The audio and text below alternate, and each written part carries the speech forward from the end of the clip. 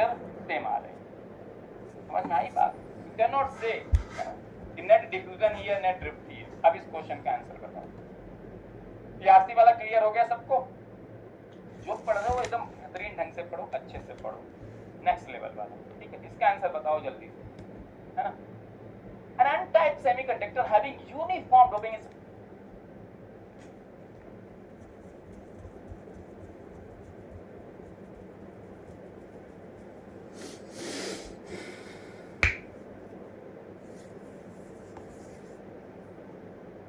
as shown in the figure.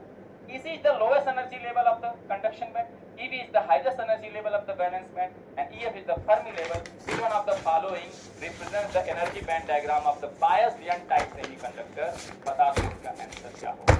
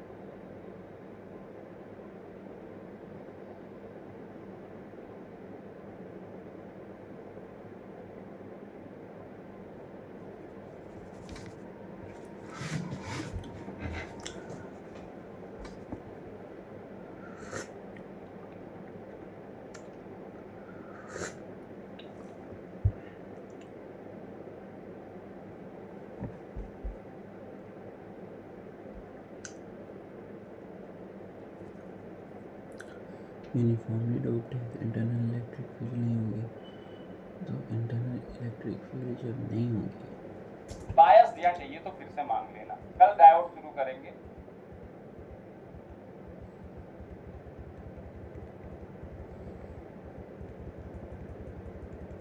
अब ये N type semiconductor है और यूनिफॉर्म डोप्ड है। यूनिफॉर्म डोपिंग जैसे आपको पता चला है ना, हर जगह n is equal to N D approximately होगा सब जगह, तो कहीं कंसंट्रेशन हाई है, कोई डिफ्यूजन नहीं होगा इन द ऑप्शन, यानी कि कोई डिफ्यूजन करंट नहीं होगी और उसको बैलेंस करने के लिए कोई इंटरनल इलेक्ट्रिक फील्ड नहीं आएगी, तो भैया इंटरनल इलेक्ट्रिक फील्ड यहाँ जीरो है। लेकिन एक यूनिफॉर्मली डोप्ड सेमीकंडक्टर के क्रॉस आप एक पोटेंशियल डिफरेंस लगा रहे हो, इलेक्ट्रिक फील्ड डेवलप हो जाएगी और वो इलेक्ट्रिक फील्ड कांस्टेंट होगी, है ना? इसका डिफ्यूजन तो नहीं, पोटेंशियल टू एक और है, क्या दिया है?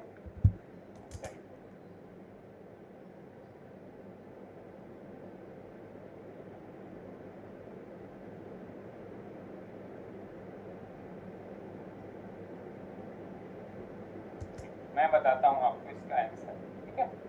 क्या दिया है? जब कहीं कंसंट्रेशन हाई है, कहीं इलेक्ट्रिक फील्ड का मैग्नीट्यूड क्या होगा? Total voltage V upon total length, अगर L मान ले प्लस और ये माइनस लोअर, तो ये निगेटिव एक्स डायरेक्शन में होगा, तो इसको साइन के साथ क्या लेंगे? Minus V by L। हमेशा मैंने कहा था फर्मी लेवल या जो एनर्जी, अब ये आ गया तो definitely slow Turner centre V एक डीसी का कांस्टेंट एंड नेगेटिव, कांस्टेंट होगा। और स्लोप कांस्टेंट होने का मतलब सिंपल होता है कि जो फर्मी लेवल का वेरिएशन है डिस्टेंस x के साथ वो लीनियर होगा, क्योंकि लीनियर लाइन का स्लोप ही कांस्टेंट होता है और उसका स्लोप कांस्टेंट है। फर्मी लेवल कांस्टेंट नहीं, स्लोप कांस्टेंट मतलब लीनियर, मतलब एस स्लोप होकर फर्मी लेवल का स्लोप निगेटिव है यहाँ भी यहाँ भी। अब बाकियों का स्लोप देखते हैं ईसी। बाकियों में जो इलेक्ट्रिक फील्ड एक्सटर्नल के बराबर होगा, इसलिए आपका समझना ये बहुत ज्यादा जरूरी है कि सर इंटरनल इलेक्ट्रिक फील्ड केवल नॉन यूनिफॉर्म डोपिंग की वजह से आती है। तो यहां मुझे पता है कि इंटरनल इलेक्ट्रिक फील्ड 0 है, तो net electric field E external के बराबर होगी और इसका स्लोप भी मगा और कांस्टेंट एंड निगेटिव होगा, इनका वेरिएशन भी लीनियरली डिक्रीजिंग होगा। ईसी ईएफ ईवी सबका स्लोप सेम है, ये ऑप्शन हो जाएगा, ये भी गलत ऑप्शन। ठीक है, डी ऑप्शन बेटा। बी वाले क्यों बी पे चले गए भाई? ईसी में स्लोप नहीं पता करोगे मेरे भैया जी, है ना। ईसी ईवी में नेट इलेक्ट्रिक फील्ड की वजह से आता है स्लोप, है ना। इंटरनल 0 है, एक्सटर्नल थोड़ा नॉन 0 है भाई।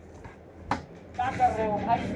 अभी ये वाला केस तो बताया हूं, केस बताया हूं, यहां से समझ नहीं आ रहा है।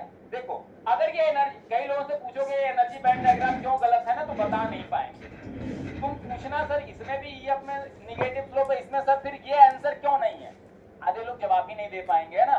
देखना कई बच्चों को भी नहीं पता होता, वो रख लेते हैं ये आंसर सही है।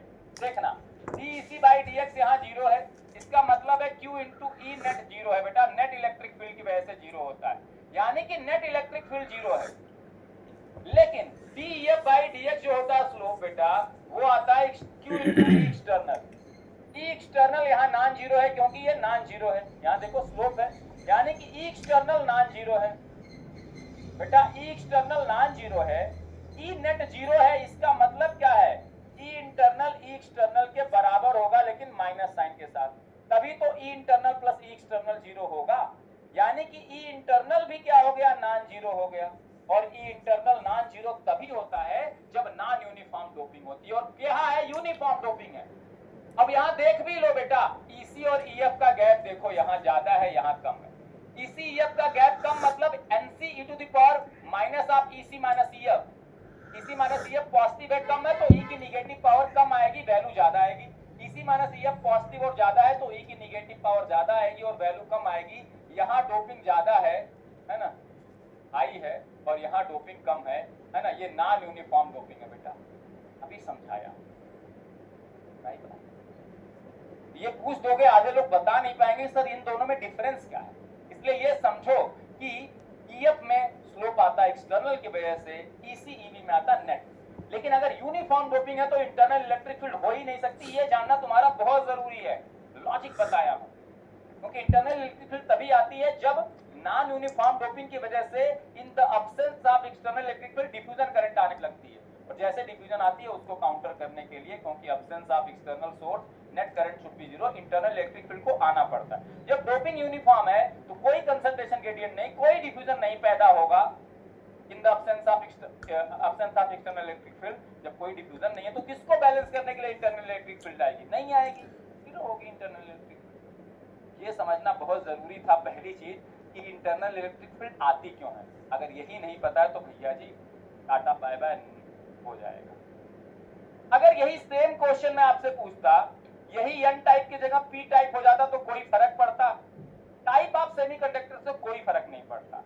आप जब भी डीईएफ बाई डीएक्स लिखोगे क्यू इंटू ई एक्सटर्नल, ई एक्सटर्नल को हमेशा साइन के साथ लेना, निगेटिव एक्स डायरेक्शन में तो निगेटिव साइन के साथ, पॉजिटिव एक्स डायरेक्शन में तो पॉजिटिव साइन के साथ। डीईसी बाई डीएक्स में भी ई नेट को हमेशा साइन के साथ लेना, है ना। तो अगर ये पी टाइप भी होता यूनिफॉर्मली डोप्ड सेमीकंडक्टर तो इलेक्ट्रिक फील्ड ई कांस्टेंट आती यूनिफॉर्म डोपिंग की वजह से।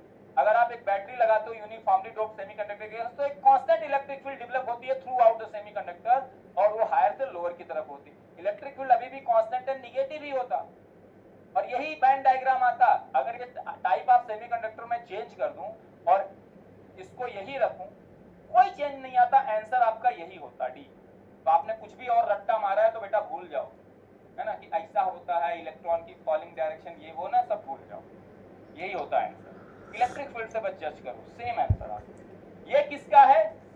ये आंसर होता अगर यही सेम चीज उलट दी जाती, यही सेम चीज उलट दी जाती है। हाँ, पी टाइप सेमीकंडक्टर में ये डायग्राम एग्जैक्टली ऐसा नहीं होता, ऐसा होता फर्मी लेवल आ जाता वैलेंस बैंड के पास में बेटा, mid of the band gap के नीचे होता, आता स्लोप सब सेम, लेकिन भैया फर्मी लेवल एन टाइप में आता ईसी के पास में होता है mid of the band gap के ऊपर, पी टाइप में यहां आ जाता है बेटा, बस यही चेंज होता, लेकिन शेप एकदम सेम होता, स्लोप एकदम सेम होता, सब पैरेलल होता है भाई।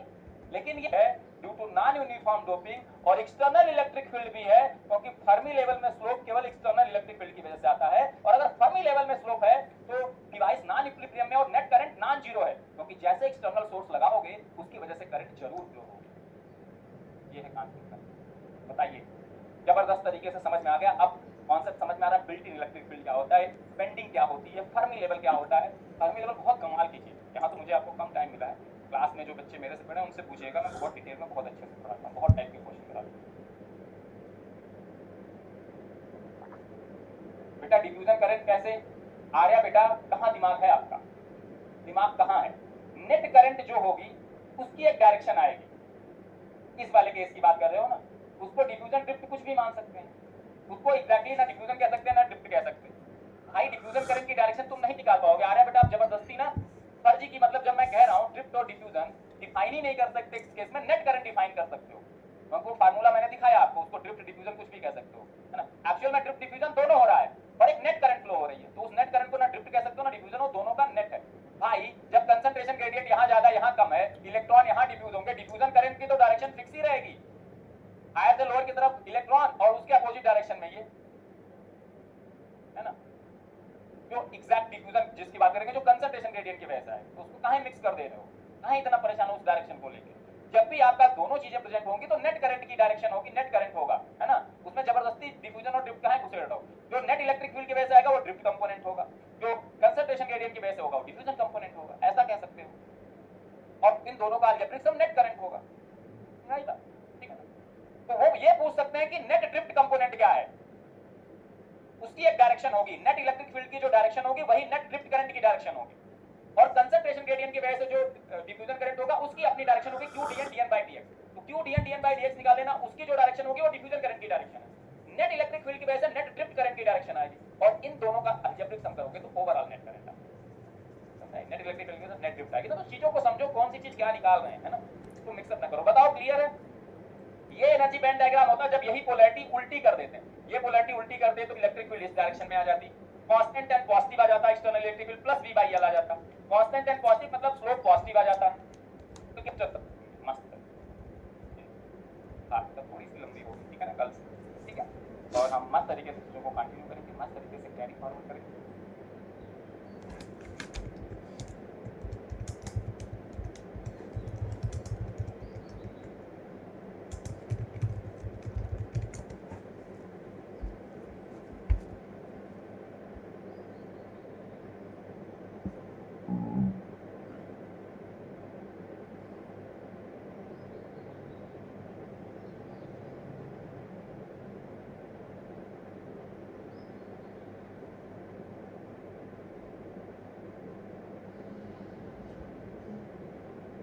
हर छोटी जीत के लिए असली अल्फोंसो और रसीले आम वाला माजा हो जाए। Hello everyone, so welcome to GATE वाला। मेरा नाम है नवीन पवार और हम लोग कर रहे हैं ईडीसी का क्रैश कोर्स। पहले ही अपन ने देखा हुआ है कि ईडीसी के क्रैश कोर्स का पहला लेक्चर अपन ने किया था, बैरियर एनर्जी से नीचे शिफ्ट हो जाएगा पूरा, और ये दोनों फर्मी लेवल अलाइन हो जाएंगे, और तब हमारा जाके वो बन जाएगा पीएन जंक्शन। तो लेट्स सी दैट कि जब हमारे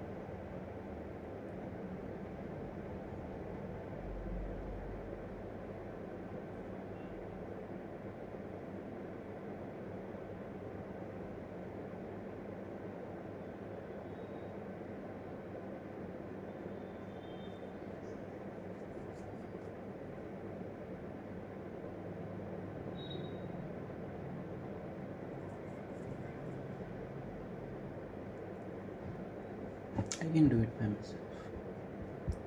Let's go. Done it.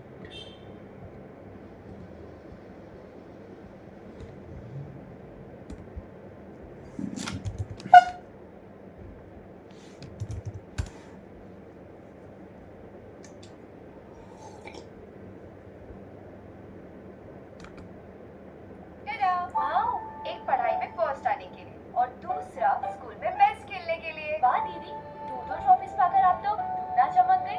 पर अगर डोपिंग रेशियो पता है तो डिप्लीशन रीजन में तुम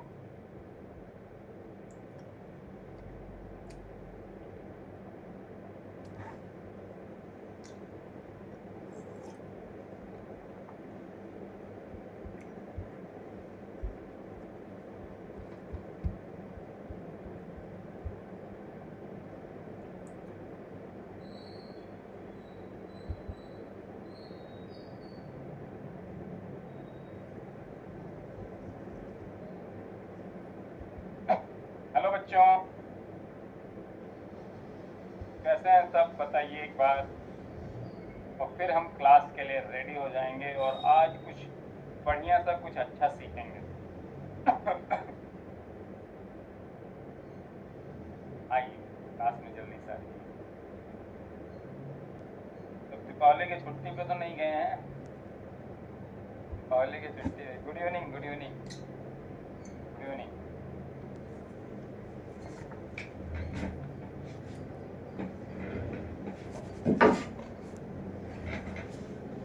आर्या बेटा, बाकी लोग कहाँ रह गए हैं? आज पहला लेक्चर है डायोड का। फर्स्ट चैप्टर मैंने फिनिश कर दिया, जिसमें आपको फर्मी लेवल का कॉन्सेप्ट बताया गया, बेंडिंग इन बैंड डायग्राम का बताया गया, है ना। उसके बाद आपको हमने बताया कि फर्मी लेवल में आपका बिल्ट इन इलेक्ट्रिक फील्ड कैसे आता है इनसाइड अ सेमीकंडक्टर, है ना। बाकी हमने N type P type semiconductor के बारे में बात करी, इंट्रिंसिक सेमीकंडक्टर की प्रॉपर्टीज के बारे में बात करी, उनकी कंडक्टिविटी, उनके कंसंट्रेशन के बारे में बात किया। यूनिफॉर्म, अगर यूनिफॉर्मली डोप्ड सेमीकंडक्टर है उसमें इलेक्ट्रिक फील्ड कैसे होती है, कैसे वेरी करती है ना, इनसाइड अ सेमीकंडक्टर, वो हमने बात करी। तो ये सारी चीजें हमने एक क्विक रिवीजन फॉर्मेट में किया। हमने एक्सेस कैरियर जनरेशन भी किया, और कल उसमें जो मैंने क्वेश्चन डिस्कशन किया, तो उन क्वेश्चन डिस्कशन के थ्रू मैंने जो जो चीज़ें आपको ध्यान रखनी चाहिए एग्जाम पॉइंट ऑफ व्यू से, जहाँ जहाँ आपकी गलती होती है, जिन जिन पॉइंट्स पे आप गलत होते हो या फ्लो में मिस्टेक कर देते हो, सारे कॉन्सेप्ट आते हुए उन सब बातों पे हमने चर्चा करी, बात करी, ताकि वो गलतियाँ ना हो। तो ये इन सेशंस में ये बात खास करके आप ध्यान रखिएगा, जो पॉइंट्स मैं स्पेसिफिकली हाईलाइट करता हूँ, जो कैलकुलेशन मिस्टेक्स आप रेगुलरली करते हो, जो रीडिंग हैबिट्स की वजह से आप मिस्टेक्स करते हो, वो सारे पॉइंट्स में हाईलाइट करने की कोशिश करता हूँ, ताकि ये मिस्टेक्स ना हो। हमने तो 90% मेहनत बड़ी अच्छी कर ली, हमने कॉन्सेप्ट सीख लिया, हमने प्रैक्टिस कर ली, लेकिन ये छोटी छोटी कमियां एग्जाम में बहुत भारी पड़ जाती है ना, क्योंकि वो आते हुए क्वेश्चन को गलत कराती हैं, और आते हुए क्वेश्चन गलत होना इज अ ब्लंडर, मतलब वो उससे बड़ा पाप नहीं है एक स्टूडेंट के लिए जो प्रिपेयर कर रहा है और जो इतने हाईली कॉम्पिटिटिव माहौल में एग्जाम दे रहा है। ऐसा नहीं है कि यहाँ 10 सीटें और 15 लोग अपीयर हो रहे हैं या 20 लोग अपीयर हो रहे हैं। 10 सीटें भी है तो पता चले 50,000 लोग अपीयर हो रहे हैं। अगर कोई गवर्नमेंट की वैकेंसी निकल जाए 10 सीटें भी तो 50,000 लोग देते हैं। तो इतने हाईली कॉम्पिटिटिव माहौल में आपसे छोटी गलतियां भी आपकी उसमें गुंजाइश नहीं है, आपको नहीं करनी है। और अगर कोई कॉन्सेप्ट सीख गए तब तो बिल्कुल ही नहीं करनी है। कॉन्सेप्ट नहीं आता है कोई बात नहीं, तब तो आपको क्वेश्चन ही नहीं आ रहा था, आप छोड़ के चले आए, कोई बात नहीं, कोई दिक्कत नहीं। लेकिन जो पढ़ा है उसमें गलतियां मतलब गुंजाइश नहीं है, इस तरह से सोचो, है ना। तो छोटी छोटी चीजों को बहुत अच्छे से इसलिए प्रैक्टिस करना है। तो हम आज बात करने वाले हैं पीएन जंक्शन डायोड की, और उसके बारे में इंपॉर्टेंट प्रॉपर्टीज देखते जाएंगे और फिर क्वेश्चन डिस्कशन तो हम करेंगे पीएन जंक्शन डायोड के बारे में। तो हम पहली चीज बात करेंगे क्या बेटा, पीएन जंक्शन डायोड जब ओपन सर्किटेड है, एट इक्विलिब्रियम है, उसकी बात करेंगे। PN junction diode at equilibrium or at no bias, case 1, फिर फॉरवर्ड बायस, फिर रिवर्स बायस, और सारी कहानी खत्म हो जाएगी, ठीक है ना। सारे प्रॉपर्टीज रिकॉल कर लेंगे, सब कुछ रिकॉल कर लेंगे। सब लोग रेडी हैं क्या? इज एवरीबॉडी रेडी, है ना? सारे लोग रेडी हैं बढ़िया से? जल्दी से बताइए एक बार, है ना? सब लोग रेडी हैं तो जल्दी जल्दी मैं बताता हूँ, अच्छे से क्विकली, एकदम स्मूथली आपको बताता जाऊंगा, है ना? तो हम एक ले लेते हैं पीएन जंक्शन। पहला केस है केस 1। केस 1 क्या है भाई साहब? What is case 1? At no bias, मतलब जब आपने कोई बायस ही अप्लाई नहीं किया है क्रॉस पीएन जंक्शन डायोड। सारे इंपॉर्टेंट पॉइंट लिखा दूंगा। आर एट इक्विलिब्रियम हम कहते हैं। अब जब किसी भी डिवाइस या किसी भी मटेरियल के क्रॉस कोई एक्सटर्नल सोर्स नहीं लगाओगे, then no current will flow. हमेशा याद रखो, in the absence of external source the net current through any device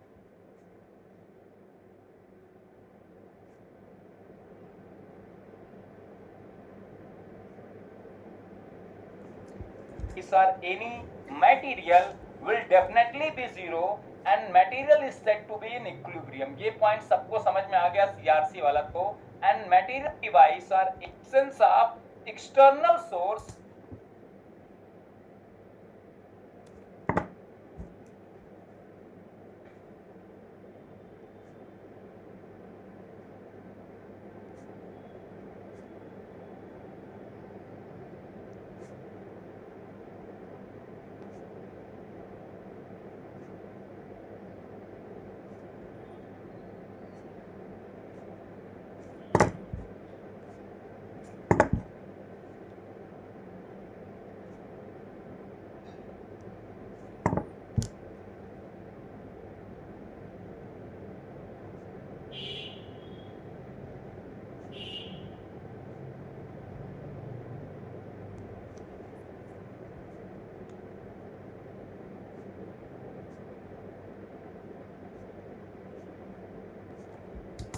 the net current through any device or any material will definitely be zero and material is said to be in equilibrium। ये point सबको समझ में आ गया CRC वाला, तो बताइए।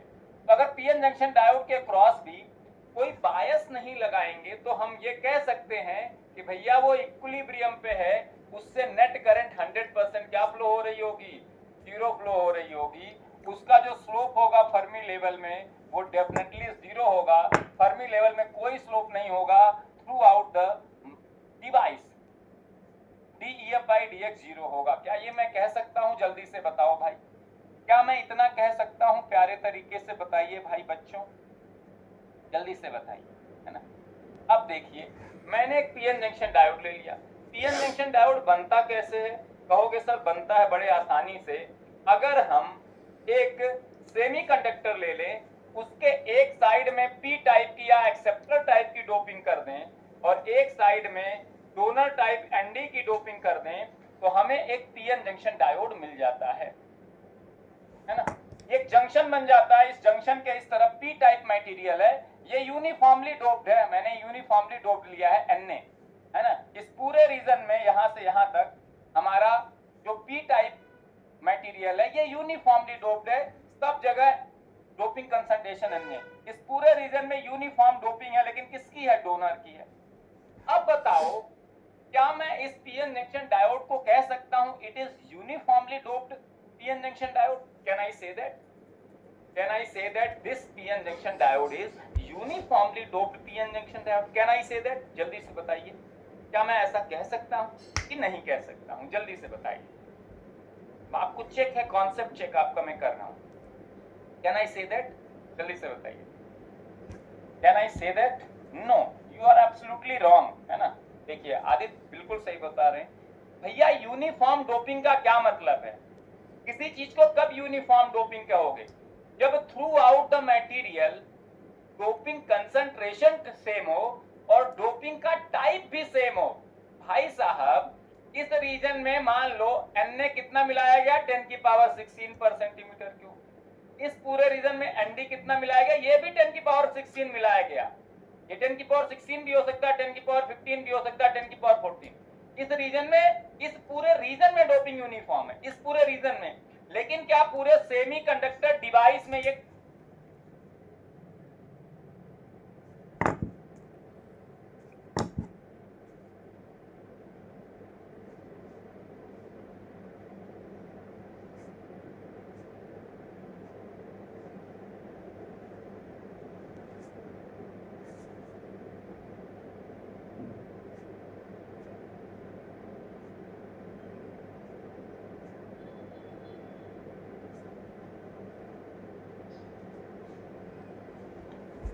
Device है। क्या यहां से यहां तक डोपिंग यूनिफॉर्म है? डोपिंग यूनिफॉर्म मतलब सेम टाइप का इम्प्योरिटी मिलाया गया है और सेम कंसंट्रेशन में मिलाया गया तब यूनिफॉर्म है। यहां से यहां तो अलग तरह की इम्प्योरिटी मिलाई गई है, यहां से यहां अलग। हाँ, इस पूरे रीजन में जो इम्प्योरिटी मिलाई गई है उसका कंसंट्रेशन सेम है हर जगह। इस पूरे रीजन में जो इम्प्योरिटी दूसरी वाली मिलाई गई है उसका कंसंट्रेशन सेम है इस पूरे रीजन में। वो 10 की पावर 14 भी हो सकता है सेम वैल्यू, 10 की पावर 15, 10 की पावर 16, दोनों जगह 10 की पावर 16 हो सकता है, यहाँ 10 की पावर 14, यहाँ 10 की पावर 6, कुछ भी। तो ये रीजन यूनिफॉर्मली डोप्ड है, ये रीजन यूनिफॉर्मली डोप्ड है, बट मटेरियल है ना, ये रीजन यूनिफॉर्मली डोप्ड है, but from here to here overall PN junction diode is non-uniformly doped because type of doping is changed, है ना, और concentration में also change। यहाँ भाई 10 की पावर 16 है, यहाँ 10 की पावर 14 भी हो सकता है। बात समझ में आई, है ना? मैं 10 की पावर 16 ले लूं तो भी ये नॉन यूनिफॉर्म डोपिंग है। मैं 10 की पावर 16, 10 की पावर 14 ले लूं तो भी, क्योंकि टाइप ऑफ क्या, type of doping is change. Uniform का मतलब है कि भैया सब जगह सब कुछ सेम है। सब कुछ सेम का मतलब समझ रहे हो? Concentration is same, type of material is same, type of impurity is same. बताओ सीआरसी वाला क्लियर हो गया? मोटिवेशन बेटा कैसे भूल जा रहे हो, ये सब छोटी छोटी चीजें है ना। तो यानी कि PN junction diode is a non uniformly doped device, and I always say that when there is electric field, internal electric field, then there is a non-uniform doping. When there is non-uniform doping,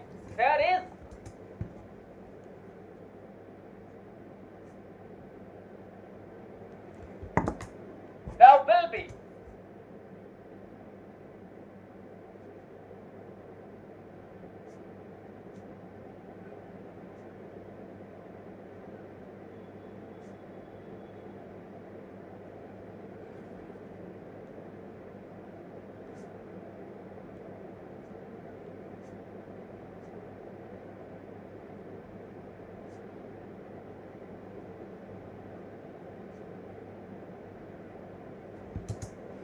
diffusion current due to non-uniform doping, and as soon as due to non-uniform doping, diffusion current will flow in the absence of external electric field.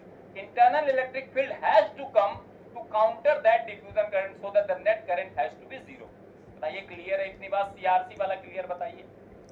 अभी मैं सब कुछ लिखवा दूंगा मस्त तरीके से, आप भजन गाते हुए खुश रहो, एकदम क्विक फॉर्मेट में बेटा, कोई क्वेश्चन छूटेगा नहीं। बताइए सीआरसी वाला क्लियर है? क्या है बेटा, देख लो यहाँ पे ध्यान से। यहाँ पे होल का कंसंट्रेशन ज्यादा है, होल मेजॉरिटी में, इलेक्ट्रॉन्स माइनॉरिटी में है, and P greater than Ni है, N लेस देन Ni है। यहाँ इलेक्ट्रॉन्स मेजॉरिटी में, N ग्रेटर देन Ni, और होल्स में माइनॉरिटी में, N लेस देन Ni। तो यहाँ होल का कंसंट्रेशन ज्यादा, यहाँ कम। बेटा नॉन यूनिफॉर्म डोपिंग है कि नहीं? कहीं कंसंट्रेशन ज्यादा, कहीं कम। तो होल डिफ्यूज होंगे फ्रॉम P to N, और इलेक्ट्रॉन का कंसंट्रेशन यहां ज्यादा है और यहां कम है, इलेक्ट्रॉन डिफ्यूज होंगे N to P। बताइए समझ में आ गई? आज समझ में आई? तो due to non uniform doping there will be a diffusion current in the absence of external electric field, and to counter that diffusion current there will be an electric field developed inside the semiconductor device। समझ में आई बात? एकदम CRC वाला non uniform doping का ही case है भाई, है ना। तो समझने वाली बात है। यानी कि हमारे पास एक डिफ्यूजन करंट फ्लो होगी। मैं लिखता जाता हूं, ये याद रखना अपने लैंग्वेज में, बार बार नहीं बताऊंगा, ठीक है ना। तो देखना ध्यान से। तो हमें एक डिफ्यूजन करंट फ्लो होगी, है ना। होल डिफ्यूज कहां करेंगे? होल विल डिफ्यूज, देखना मैं लिखता जाता हूं, ये बातें ऑब्जेक्टिव में थियोरेटिकल फॉर्म में क्वेश्चन आता है। Hole will diffuse from P to N, होंगे कि नहीं? Higher concentration to lower concentration, and hole diffusion current and IP diffusion will be, this is also from P to N। होगा कि नहीं बताओ एकदम सही। पहला पॉइंट क्लियर है, फिर मैं कंक्लूजन लिखाता जाऊंगा। बताइए यहां तक क्लियर है सबको? बताते जाओ, एकदम क्लियर करते जाओ, मस्त तरीके से मक्खन की तरह सीखेंगे। बताओ एकदम। हायर कंसंट्रेशन से लोअर कंसंट्रेशन होल गया, होल डिफ्यूज हुआ P to N, और होल के डिफ्यूजन की डायरेक्शन में ही, होल के फ्लो की डायरेक्शन में ही उसकी डिफ्यूजन करंट आ गई। ये करंट डिफ्यूजन है। अब अगला पॉइंट आ जाते हैं, इलेक्ट्रॉन कहाँ डिफ्यूज होंगे? इलेक्ट्रॉन विल डिफ्यूज फ्रॉम, कहां से कहां? N to P, higher concentration to lower concentration. But electron की डिफ्यूजन करंट किधर आएगी बेटा? आयन डिफ्यूजन, याद रखो, आयन डिफ्यूजन किधर आएगी बेटा? इलेक्ट्रॉन डिफ्यूज होंगे higher concentration N to lower concentration P side में, है ना, क्योंकि इलेक्ट्रॉन यहाँ कम है, यहाँ ज्यादा, और इलेक्ट्रॉन के डिफ्यूजन के अपोजिट डायरेक्शन में, मतलब P to N डायरेक्शन में करंट आएगी इलेक्ट्रॉन की। तो हम ये कंक्लूड कर सकते हैं क्या सर कि इलेक्ट्रॉन और होल डिफ्यूज तो होते हैं अपोजिट डायरेक्शन में इक्विलिब्रियम में, but they contribute current in the same direction, that is from P to N। ये मैं कह सकता हूं इन दोनों का कंक्लूजन बेटा जी, मैं ये दोनों को कंक्लूड करके ऐसा बोल सकता हूं क्या? जल्दी से बताइए। और ये ऑब्जेक्टिव फॉर्म में आता है, ध्यान रखना। तो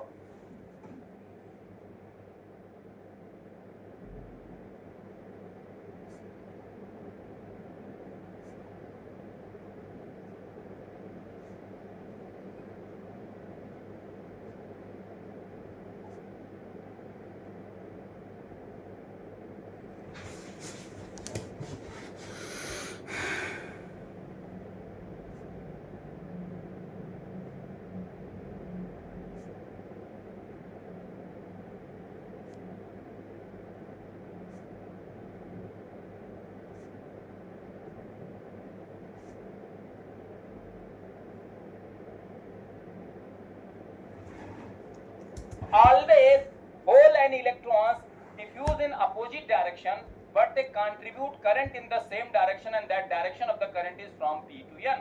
याद रखो, डिफ्यूजन करंट की, नेट डिफ्यूजन करंट की डायरेक्शन, दोनों ऐड हो जाएंगे एक ही डायरेक्शन में। अरे यार ये क्या लिखा हूं? P to N होगा ना, P to N ही होंगे, है ना। तो मैं लिख सकता हूं holes and electrons diffuse in electron, तो इसमें ध्यान डिफ्यूज होंगे अपोजिट डायरेक्शन में, लेकिन होल और इलेक्ट्रॉन की diffusion same direction, hole and electron. ये एकदम सीआरसी वाला क्लियर, मस्त वाला क्लियर। जल्दी से बताइए, कोई दिक्कत? ये बात क्लियर है, ऐसा ही होगा। तो इक्विलिब्रियम पे at no bias there is diffusion current due to holes, there is diffusion current due to electrons because of concentration gradient of electron and holes, है ना। The diffusion current due to holes is also in the P to N direction, diffusion current due to electrons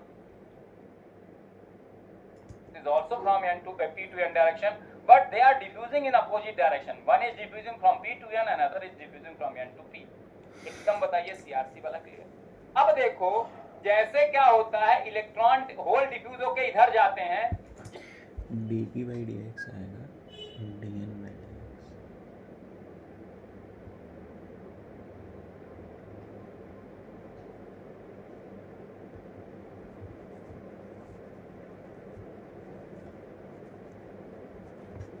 यहां बहुत सारा recombination होता है, कहां पे? N region में, क्योंकि उनको बहुत सारे इलेक्ट्रॉन्स मिलते हैं, और जब इलेक्ट्रॉन डिफ्यूज होके आते हैं एन से पी में, तो इनको यहाँ बहुत सारे होल्स मिलते हैं, और यहाँ पे बहुत सारा रिकॉम्बिनेशन होता है पी रीजन में। अब बेटा पी रीजन में क्या होते हैं? एन होल्स होते हैं, और साथ में per centimetre cube N acceptor ions होते हैं बेटा, निगेटिव आयंस। क्यों भैया? हर एक एक्सेप्टर एटम एक इलेक्ट्रॉन एक्सेप्ट करने के बाद निगेटिव आयन बन जाता है, और साथ में एक होल पैदा कर देता है, कहां पे? वैलेंस बैंड में। तो अगर आपके पास एन एक्सेप्टर एटम्स हैं 1 सेंटीमीटर क्यूब में, तो वो एन होल पैदा करेंगे वैलेंस बैंड में बाय एक्सेप्टिंग 1 इलेक्ट्रॉन ईच। तो आपको एन निगेटिव आयंस भी मिल जाएंगे, जिसको एक्सेप्टर आयंस कहते हैं, पर सेंटीमीटर क्यूब। तो जितने मेजॉरिटी होल का कंसंट्रेशन होता है पी टाइप सेमीकंडक्टर में, उतना ही निगेटिव आयंस का कंसंट्रेशन होता है ना। सिमिलरली आपके एन रीजन में एनडी इलेक्ट्रॉन्स कैसे पैदा होते हैं? सारे ND donor atoms per centimetre cube एक एक इलेक्ट्रॉन डोनेट कर देते हैं कंडक्शन बैंड में।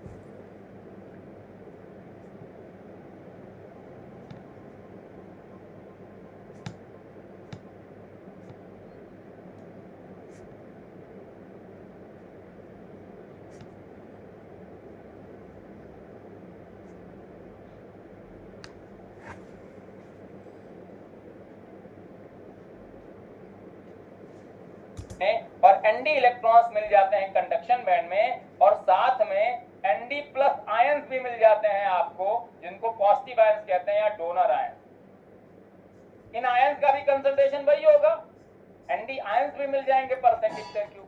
तो जब यहाँ होल इधर इंटर करेंगे वो इलेक्ट्रॉन से रिकम्बाइन हो जाएंगे। होल और इलेक्ट्रॉन की टेंडेंसी होती है एक दूसरे से रिकम्बाइन होने की, क्योंकि अपोजिट नेचर है। जैसे यहाँ रिकम्बाइन हो जाएंगे, यहाँ पे क्या बच जाएंगे बेटा, यहाँ से इलेक्ट्रॉन गायब हो जाएंगे। यहाँ एनडी इलेक्ट्रॉन्स है और एनडी क्या है, पॉजिटिव आयंस। दोनों एक दूसरे को बैलेंस कर रहे हैं। एनडी इलेक्ट्रॉन्स पे एनडी इंटू क्यू कूलम्ब का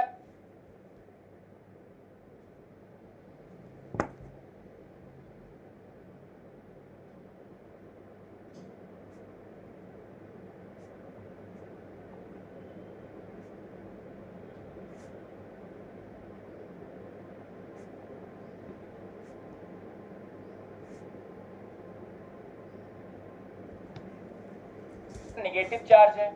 एनडी पॉजिटिव आयन से एनडी इंटू क्यू कूलम्ब का पॉजिटिव चार्ज है, ये नेट चार्ज 0 है। ये मटेरियल इलेक्ट्रिकली न्यूट्रल है, एन टाइप। जैसे होल ने इलेक्ट्रॉन को रिकम्बाइन कर दिया, यहाँ बचेंगे क्या बेटा, पॉजिटिव आयंस बचेंगे, पॉजिटिव आयंस बचेंगे, पॉजिटिव आयंस बचेंगे, पॉजिटिव आयंस बचेंगे, पॉजिटिव आयंस बचेंगे, पॉजिटिव आयंस बचेंगे। ठीक है। और इसी तरह से जब इलेक्ट्रॉन इधर आएंगे, इंटर करेंगे, यहाँ बहुत सारे होल मिलेंगे और होल के साथ जैसे रिकम्बाइन हो जाएंगे, होल गायब हो जाएंगे नियर जंक्शन से, और होल गायब हो जाएंगे तो यहाँ क्या बचेंगे, negative ions. Negative ions current में कंट्रीब्यूट नहीं कर सकते क्योंकि ये मूव नहीं कर सकते, है ना, इनका वेट बहुत ज्यादा होता है। मूव केवल होल और इलेक्ट्रॉन कर सकते हैं, जिनकी वजह से करंट आए। यहाँ बहुत सारे निगेटिव आयंस पैदा हो जाएंगे।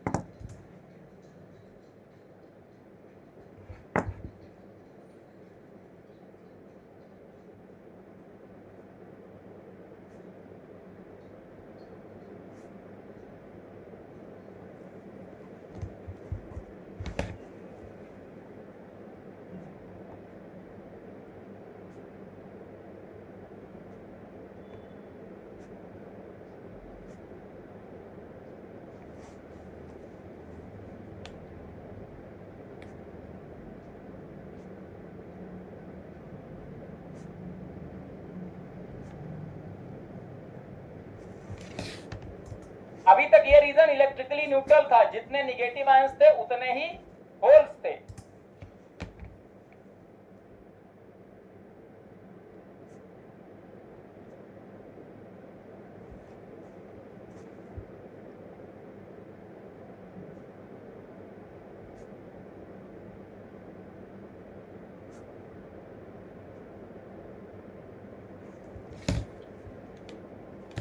तो न्यूट्रल था, यहाँ जितने पॉजिटिव आयन थे उतने ही इलेक्ट्रॉन्स थे, लेकिन अब इलेक्ट्रॉन रिकम्बिनेशन की वजह से यहाँ गायब हो गए, होल्स यहाँ गायब हो गए।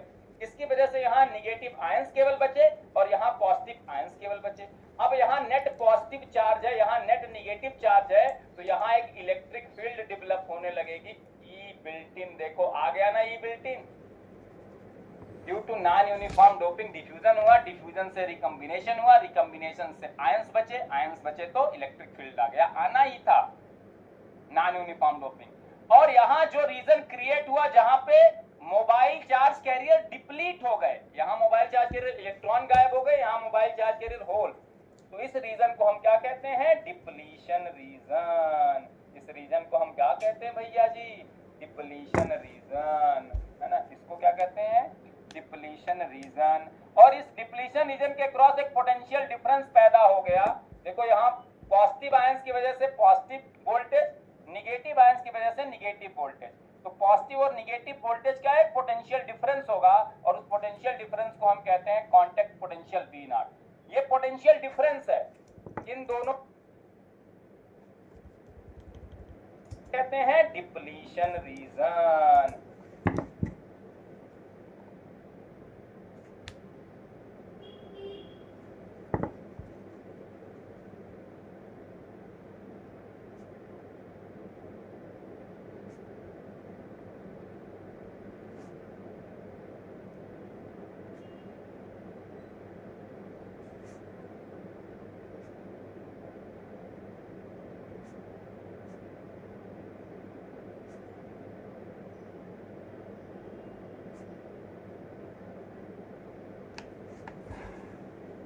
इस रीजन को हम क्या कहते हैं भैया जी? डिप्लीशन रीजन, है ना। इसको क्या कहते हैं? Depletion region. और इस डिप्लीशन रीजन के क्रॉस एक पोटेंशियल डिफरेंस पैदा हो गया। देखो यहाँ पॉजिटिव आयंस की वजह से पॉजिटिव वोल्टेज, निगेटिव आयंस की वजह से निगेटिव वोल्टेज। तो पॉजिटिव और निगेटिव वोल्टेज का एक पोटेंशियल डिफरेंस होगा और उस पोटेंशियल डिफरेंस को हम कहते हैं कांटेक्ट पोटेंशियल V नॉट। ये पोटेंशियल डिफरेंस है, इन दोनों पॉइंट के बीच में जो पोटेंशियल डिफरेंस है, पॉजिटिव आयंस की वजह से यहाँ पॉजिटिव वोल्टेज, निगेटिव आयंस की वजह से यहाँ निगेटिव। इस डिप्लीशन रीजन के क्रॉस एक पोटेंशियल डिफरेंस डेवलप हो गया, उसी को हम कहते हैं कांटेक्ट पोटेंशियल, डिफ्यूजन पोटेंशियल या बैरियर। और इसी पोटेंशियल डिफरेंस की वजह से ये आ गया बिल्ट इन इलेक्ट्रिक फील्ड। कहां से कहां? पॉजिटिव आयन से निगेटिव आयन की तरफ। तो एक ओपन सर्किटेड जो डायोड होता है, डायोड जो इक्विलिब्रियम पे होता है, उसके जंक्शन के क्रॉस एक डिप्लीशन रीजन एग्जिस्ट करती है और उस डिप्लीशन रीजन में एक इलेक्ट्रिक फील्ड एग्जिस्ट करती है। इलेक्ट्रिक फील्ड केवल इस डिप्लीशन रीजन के क्रॉस ही एग्जिस्ट करेगी। क्यों सर? क्योंकि भैया इसके आउटसाइड तो ये मटेरियल न्यूट्रल है, इसके आउटसाइड मटेरियल न्यूट्रल है, आयंस केवल यहीं तक हैं, यहीं तक हैं। तो इस डिप्लीशन रीजन के क्रॉस ही इलेक्ट्रिक फील्ड होगी और इसकी डायरेक्शन हमेशा क्या होगी? N to P।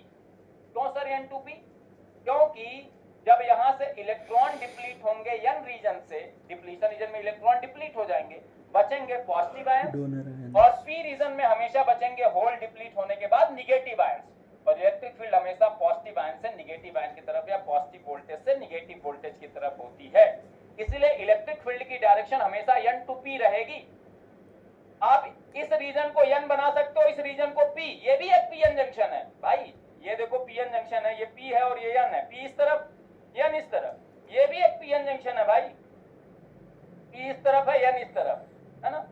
तो अगर N इस तरफ होता, P इस तरफ, तो डायरेक्शन इधर हो जाती बिल्ट इन इलेक्ट्रिक फील्ड की, हम N to P। ठीक है, क्लियर इतनी बात? तो हमें इक्विलिब्रियम पे एक डिप्लीशन रीजन भी एग्जिस्ट करती है जंक्शन के क्रॉस, और उस depletion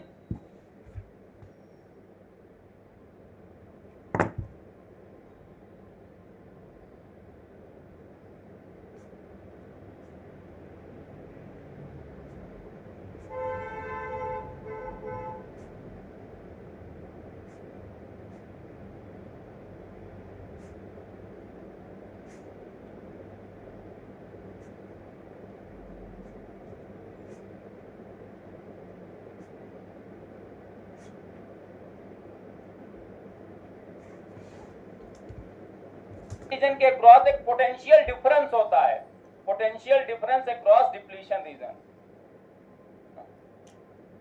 difference across depletion region, ये है आपका V नॉट, और इसी को कहते हैं हम कांटेक्ट पोटेंशियल या और बैरियर पोटेंशियल, है ना, आर डिफ्यूजन पोटेंशियल, ये सब नाम देते हैं। ठीक है, क्लियर? V नॉट है, इस पोटेंशियल डिफरेंस की वजह से, है ना, due to this potential difference you are having a E built from N to P। Always ये इलेक्ट्रिक फील्ड जो डिप्लीशन रीजन के अक्रॉस एग्जिस्ट करेगी उसकी डायरेक्शन N से P की तरफ होगी, N रीजन से P, क्योंकि N रीजन में हमेशा पॉजिटिव आयंस होंगे, P रीजन में हमेशा निगेटिव आयंस होंगे। फ्रॉम N to P, अब ये जो N to P रहेगा इसकी डायरेक्शन, है ना, ये direction from N to P रहेगा हमेशा, है ना, and exist only across depletion region. ये डिप्लीशन रीजन के अक्रॉस ही एग्जिस्ट करती है, उसके आउटसाइड नहीं, क्योंकि आयंस केवल वहीं पे एग्जिस्ट करते हैं। इस डिप्लीशन रीजन की विड्थ को हम क्या बोल देते हैं? W। इसको क्या बोल देते हैं? W ही बोल देते हैं। जो डिप्लीशन रीजन, W का कुछ पोर्शन N साइड में है, इसको XN बोल देते हैं, कुछ P साइड में, इसको XP बोल देते हैं।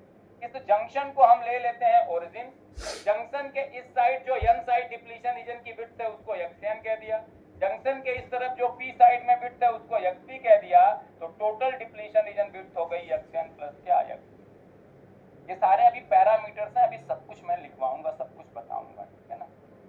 बताइए यहाँ तक समझ में आ गई सारी बातें?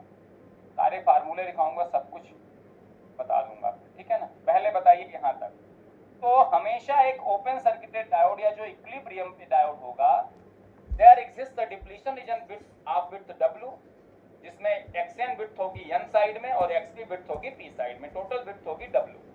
और इस डिप्लीशन रीजन के क्रॉस एक पोटेंशियल डिफरेंस होता है ना, क्योंकि पॉजिटिव आयंस की वजह से एक तरफ पॉजिटिव पोटेंशियल, निगेटिव आयंस की तरफ एक तरफ निगेटिव, तो एक पोटेंशियल डिफरेंस है पॉजिटिव माइनस निगेटिव, ये पोटेंशियल डिफरेंस है V नॉट, है ना, इस कांटेक्ट पोटेंशियल और बैरियर पोटेंशियल, है ना।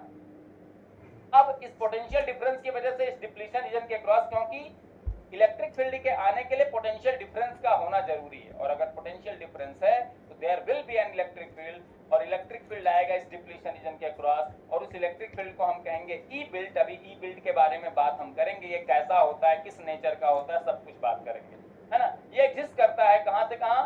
N से P डायरेक्शन में हमेशा एग्जिस्ट करेगा। क्यों? क्योंकि N साइड में हमेशा जब इलेक्ट्रॉन डिप्लीट हो जाएंगे, डिप्लीशन रीजन में इलेक्ट्रॉन डिप्लीट हो जाएंगे, तो बचेंगे क्या?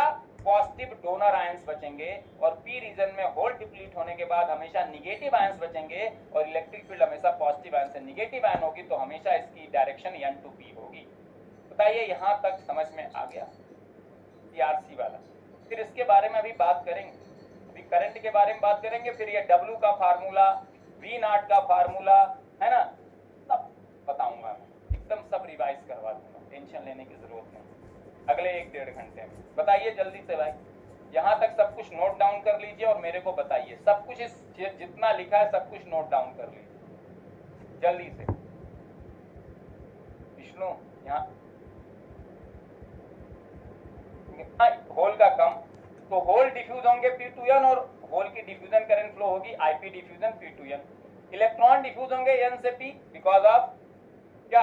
इलेक्ट्रॉन का हायर है, या और इलेक्ट्रॉन की डिफ्यूजन करंट आएगी P2N। अब बेटा जैसे इलेक्ट्रॉन और होल डिफ्यूज होके रिकम्बाइन होंगे P और N रीजन में पहुंच गए, यहाँ एक डिप्लीशन रीजन क्रिएट हो जाएगी। डिप्लीशन रीजन के अंदर केवल आयंस होंगे, और आयंस की वजह से एक पोटेंशियल डिफरेंस क्रिएट होगा, उसकी वजह से एक बिल्ट इन इलेक्ट्रिक फील्ड आ जाएगी। आ गई बिल्ट इन इलेक्ट्रिक फील्ड। अब इस बिल्ट इन इलेक्ट्रिक फील्ड की वजह से ड्रिफ्ट करंट आएगी। अभी तक डिफ्यूजन करंट फ्लो हो रही है कितनी?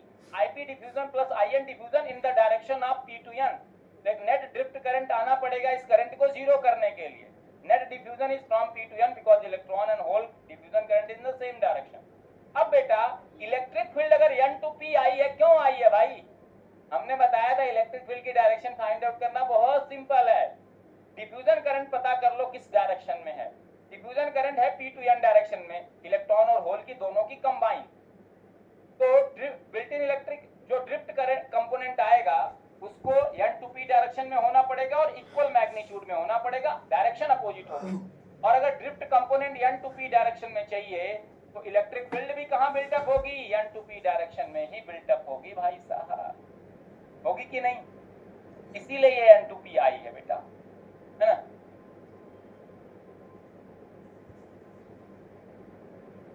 हाँ, अब ऑनलाइन आना बेटा बच्चे कम हो गए ना, नेट। तो यानी कि built in electric field n to p direction ऐसे भी प्रूफ हो जा रहा है ना।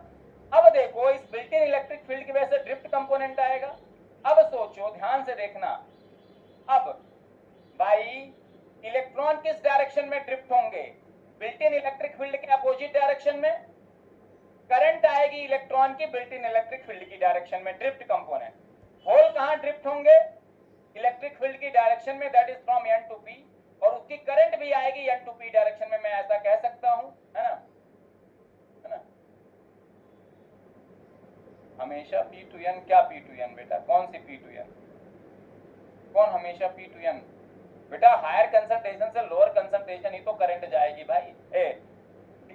बेटा करंट की डायरेक्शन पता है कि नहीं अश्विनी कुमार? अश्विनी, होल डिफ्यूज होके हायर से लोअर ही जाएंगे ना, डिफ्यूजन का यही फंडा होता है बेटा। पुरानी चीजें भूल जाओगे तो कैसे काम चलेगा भाई अश्विनी, है ना। होल हायर कंसंट्रेशन से लोअर कंसंट्रेशन जाएंगे भाई, और होल के फ्लो की डायरेक्शन में करंट फ्लो होगी। होल डिफ्यूज हो रहे हैं p to n, फ्लो हो रहे हैं p to n, करंट भी p to n।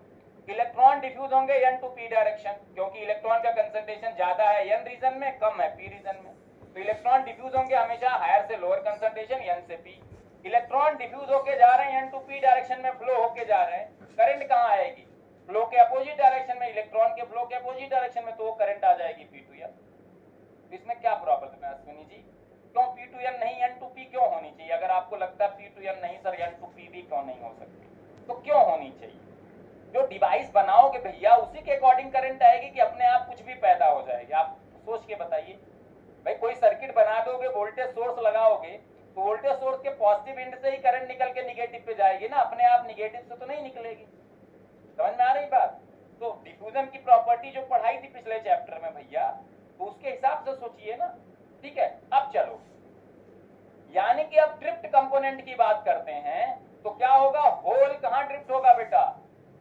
Whole will drift कहां से कहां ड्रिफ्ट होगा बेटा? सिंपल बताओ भाई। Electric field, built in electric field किस डायरेक्शन में है? n to p डायरेक्शन में, और वो होल पे फोर्स किस डायरेक्शन में लगाएगी? अपने डायरेक्शन में, n to p डायरेक्शन में। तो होल ड्रिफ्ट किधर होंगे? बिल्ट इन इलेक्ट्रिक फील्ड की डायरेक्शन में, क्योंकि होल पे फोर्स लगेगा बिल्ट इन इलेक्ट्रिक फील्ड की डायरेक्शन में, जो कि n to p है। Hole will drift from n to p, और जिस डायरेक्शन में होल फ्लो होंगे, ड्रिफ्ट हो रहे हैं n to p डायरेक्शन में, तो करंट भी होगी n to p डायरेक्शन में। होल के फ्लो की डायरेक्शन ही करंट की डायरेक्शन है। तो आईपी ड्रिफ्ट करंट, जो होल की ड्रिफ्ट करंट होगी बेटा, वो कहां होगी? IP drift will be from n to p only. बिल्कुल सही बात है। अगर इलेक्ट्रॉन को देखें, इलेक्ट्रॉन विल ड्रिफ्ट, ये चीज पहले चैप्टर में बेटा चिल्ला चिल्ला के बताई थी, अब भूल जाओगे तो उसके कोई इलाज नहीं है बेटा, है ना। क्लियर है? इलेक्ट्रॉन विल ड्रिफ्ट फ्रॉम, हमेशा p to n क्यों होगी? ये क्वेश्चन है ही नहीं, सही क्वेश्चन आप पूछ नहीं रहे, है ना। p to n कैसे हो रही है ये देखो, अपने आप समझ में आ जाएगा p to n क्यों होगी। करंट के फ्लो होने का एक प्रिंसिपल है, उस प्रिंसिपल के अकॉर्डिंग p to n होना होगा तो p to n आएगा, n to p होना होगा तो n to p आएगा, है ना। ये क्वेश्चन जो आप पूछ रहे हैं भाई लॉजिकली इनकरेक्ट है। इलेक्ट्रॉन विल ड्रिफ्ट फ्रॉम कहां से कहां बेटा? p to n। क्यों भाई? इलेक्ट्रिक फील्ड है n to p डायरेक्शन में, तो इलेक्ट्रॉन पे फोर्स किस डायरेक्शन में लगेगा बेटा? इलेक्ट्रिक फील्ड के अपोजिट डायरेक्शन में। ये n है, ये p है, तो इलेक्ट्रिक फील्ड के अपोजिट डायरेक्शन में इलेक्ट्रॉन पे फोर्स लगा, तो इलेक्ट्रॉन ड्रिफ्ट कहां होगा? p to n डायरेक्शन में। इलेक्ट्रॉन फ्लो होगा p to n डायरेक्शन में, या ड्रिफ्ट होगा p to n डायरेक्शन में। इलेक्ट्रॉन के फ्लो के opposite direction, that is n to p direction में क्या आएगी? करंट आएगी, ठीक है ना, करंट आएगी।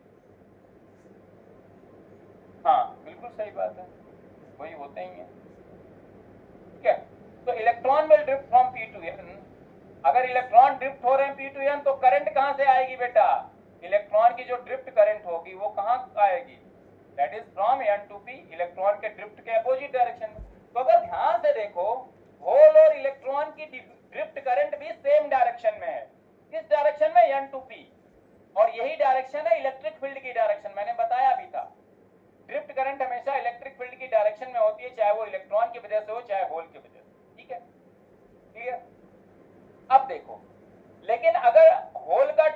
मोमेंट देखो, होल फ्लो हो रहे हैं n टू p डायरेक्शन में, इलेक्ट्रॉन का ड्रिफ्ट मोमेंट देखो तो p टू n डायरेक्शन में, यानी कि मैं यहां फिर से कंक्लूड कर सकता हूं बेटा, यहां मैं फिर से कंक्लूड कर सकता हूं, ध्यान से देखो क्या कंक्लूड कर सकता हूं, electrons and holes will drift in opposite direction, ये पूछा जाता है बेटा, इलेक्ट्रॉन और होल अपोजिट डायरेक्शन में फ्लो होंगे, will drift in opposite direction but contribute current in same direction, और वो डायरेक्शन कौन सी होती है बेटा, n to p, है ना, वो सेम डायरेक्शन होती है n to p, यानी कि net drift current n to p direction में है, वो इलेक्ट्रॉन और होल दोनों की वजह से, और नेट डिफ्यूजन करंट है p to n डायरेक्शन में इलेक्ट्रॉन और होल दोनों की वजह से, और ये दोनों डिफ्यूजन और ड्रिफ्ट कंपोनेंट अपोजिट डायरेक्शन में है, diffusion component is from p to n, चाहे वो इलेक्ट्रॉन की वजह से हो चाहे होल की वजह से, drift component is from n to p, चाहे वो इलेक्ट्रॉन की वजह से हो चाहे होल की वजह से, and therefore these two currents are equal in basically magnitude but opposite in direction, so they cancel each other and therefore the net current becomes zero. बात समझ में? तो दो बातें याद रखो, इलेक्ट्रॉन और होल डिफ्यूज होते हैं अपोजिट डायरेक्शन में, लेकिन उनका करंट कंपोनेंट सेम डायरेक्शन में होता है। सिमिलरली इलेक्ट्रॉन और होल ड्रिफ्ट भी होते हैं अपोजिट डायरेक्शन में, बट उनका करंट कंट्रीब्यूशन सेम डायरेक्शन में होता है, ये याद रखो, है ना। तो क्वेश्चन को ध्यान से पढ़ना, क्वेश्चन में लिखा हो सकता है electron and holes drift in opposite direction, drift in opposite direction सही स्टेटमेंट है। Electron and hole drift component, drift current is in opposite direction गलत स्टेटमेंट है, क्योंकि इलेक्ट्रॉन और होल की ड्रिफ्ट कंपोनेंट सेम डायरेक्शन में होते हैं। ऐसा आ सकता है electron and hole drift currents are in same direction, सही स्टेटमेंट है, बट इलेक्ट्रॉन का ड्रिफ्ट मोमेंट और होल का ड्रिफ्ट मोमेंट अलग डायरेक्शन में होता है। Electron and hole drift in same direction गलत स्टेटमेंट है। Electron and hole drift current in same direction सही स्टेटमेंट है। बड़े ध्यान से पढ़ना, एक लाइन छोड़े तो गलत हो जाएगा। और अगर एक चीज और ध्यान से दे, इलेक्ट्रॉन का डिफ्यूजन है p to n और इलेक्ट्रॉन का ड्रिफ्ट कहां है बेटा, इलेक्ट्रॉन का ड्रिफ्ट है कहां, electron will drift from p to n, तो इलेक्ट्रॉन का ड्रिफ्ट और डिफ्यूजन अपोजिट डायरेक्शन में है। इलेक्ट्रॉन डिफ्यूज हो रहे हैं higher concentration n to lower concentration p, लेकिन इलेक्ट्रॉन ड्रिफ्ट किधर हो रहे हैं, p to n डायरेक्शन में, डिफ्यूज हो रहे हैं n to p। तो इलेक्ट्रॉन का ड्रिफ्ट मोमेंट जितना हो रहा है p to n डायरेक्शन में, उतना ही डिफ्यूजन मोमेंट हो रहा है n to p डायरेक्शन में। Net movement of electron is zero basically, इसीलिए इलेक्ट्रॉन की नेट करंट जीरो है। सिमिलरली होल डिफ्यूज हो रहे हैं p to n डायरेक्शन में, बट होल ड्रिफ्ट हो रहे हैं n to p डायरेक्शन में। तो डिफ्यूजन मोमेंट है होल का p to n, होल का ड्रिफ्ट मोमेंट है n to p, होल का ड्रिफ्ट और डिफ्यूजन कंपोनेंट अपोजिट डायरेक्शन में, उनका फ्लो भी अपोजिट डायरेक्शन में, करंट भी अपोजिट डायरेक्शन में। डिफ्यूजन और drift component of hole drift and diffusion component of electron is in opposite direction and electron will diffuse and drift in opposite direction. Electron का drift moment और diffusion opposite direction में है, और उनका drift and diffusion component भी opposite direction में। तो अगर सेम टाइप का चार्ज कैरियर लोगे तो उनका डिफ्यूजन और ड्रिफ्ट मोमेंट अलग अलग डायरेक्शन में, और उनका डिफ्यूजन और ड्रिफ्ट करंट भी अलग अलग डायरेक्शन में, अपोजिट डायरेक्शन में, इसीलिए नेट करंट जीरो हो जा रही है। अब बताओ सीआरसी वाला क्लियर हो गया? तो ये ऑब्जेक्टिव टाइप में किसी भी तरह से फ्रेम हो सकता है क्वेश्चन, ध्यान से नहीं समझे रहोगे गलत कर दोगे। इलेक्ट्रॉन कहा है कि इलेक्ट्रॉन का ड्रिफ्ट कंपोनेंट कहा है, ये ध्यान से पढ़ना। होल कहा है कि होल का ड्रिफ्ट कंपोनेंट या डिफ्यूजन कंपोनेंट का है, ध्यान से पढ़ना, नहीं तो आंसर गलत हो जाएगा। जल्दबाजी में यही गलती होती है।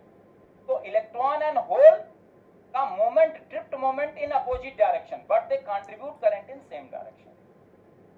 हाँ, इलेक्ट्रॉन का ड्रिफ्ट कंपोनेंट और होल का ड्रिफ्ट और इलेक्ट्रॉन का डिफ्यूजन अपोजिट डायरेक्शन में है, उनका मोमेंट भी अपोजिट डायरेक्शन में है और करंट भी अपोजिट डायरेक्शन। बताइए, एकदम खोल खोल के बता दिया। ये ऑब्जेक्टिव टाइप का क्वेश्चन आता है। तो आपका नेट ड्रिफ्ट, जो नेट ड्रिफ्ट आपका क्या हो गया, यहां ध्यान देना। तो आपका जो नेट डिफ्यूजन करंट है, नेट डिफ्यूजन कंपोनेंट है, वो हो गया IP diffusion, p to n है ये भी, और आयन डिफ्यूजन ये भी P2N है ना? आयन डिफ्यूजन ये भी P2N है। तो ये नेट करंट किस डायरेक्शन में आई? डिफ्यूजन करंट P2N डायरेक्शन में, है ना। अगर नेट ड्रिफ्ट करंट की बात करें, नेट ड्रिफ्ट करंट की बात करें, है ना, तो ये होती है बेटा क्या, ये आईपी ड्रिफ्ट, होल का ड्रिफ्ट कंपोनेंट, ये होता है N to P डायरेक्शन में। ड्रिफ्ट कंपोनेंट तो दोनों का सेम डायरेक्शन में होता है। आईएन इलेक्ट्रॉन का जो ड्रिफ्ट कंपोनेंट है वो भी N to P डायरेक्शन में ही होता है, ठीक है। तो ये ओवरऑल जो नेट करंट आई, होल का भी N to P, इलेक्ट्रॉन का भी, तो ये N to P डायरेक्शन में। और जो ये डिफ्यूजन करंट है इसका मैग्नीट्यूड और ड्रिफ्ट करंट का मैग्नीट्यूड, नेट जो ड्रिफ्ट करंट है इसका मैग्नीट्यूड दोनों सेम होते हैं, बट डायरेक्शन एक की P2N है और एक की N to P है, and therefore overall net current, एक तो नेट डिफ्यूजन है, एक net drift, overall net current is 0। समझ में आई बात? तो इस तरह से इक्विलिब्रियम पे नेट करंट 0 होती है। इस तरह से इक्विलिब्रियम पे नेट करंट क्या होती है बेटा? 0 हो जाती है, 0 हो जाती है, 0 हो जाती है। समझ में आई बात, है ना। अभी सारे फार्मूले बता दूंगा, एकदम मास तरीके से याद हो जाएगी भैया जी। भैया जी लोग बताइए जल्दी से, आराम से पूछ लीजिए सब कुछ, कोई कंफ्यूजन हो तो बता दीजिए। फिर अभी मैं इलेक्ट्रिक फील्ड का फार्मूला लिखाऊंगा, इलेक्ट्रिक फील्ड का वेरिएशन कैसा होता है वो बताऊंगा, सब कुछ। अभी इलेक्ट्रिक फील्ड का मैं प्लॉट करने वाला हूँ बढ़िया से, ठीक है। इलेक्ट्रिक फील्ड के प्लॉट से क्वेश्चन आता है, अभी वो प्लॉट कर दूंगा, आप कहोगे मजा आ गया सर, है ना। फिर डिप्लीशन रीजन विड्थ का फार्मूला बता दूंगा, कहोगे मजा आ गया सर। फार्मूले बताते जाओ, सारी चीजें रिकॉल कर दूंगा आज इक्विलिब्रियम वाली। बताइए भाई सबको, थोड़ा सा एक बार देख लीजिए गौर से, रिकॉल कर लीजिए, मुझे बता दीजिए, ठीक है, एकदम बढ़िया से, है ना। ये थियोरेटिकल पॉइंट भी ऑफ व्यू मैंने क्लियर कर दिया। अब थोड़ा सा इलेक्ट्रिक फील्ड के बारे में बात करेंगे, उसके बाद थोड़ा सा हम आगे कुछ और बातें करेंगे। पूरा खत्म कर दूंगा 6 बजे तक, है ना, इक्विलिब्रियम वाला पूरा खत्म हो जाएगा। बताइए जल्दी से।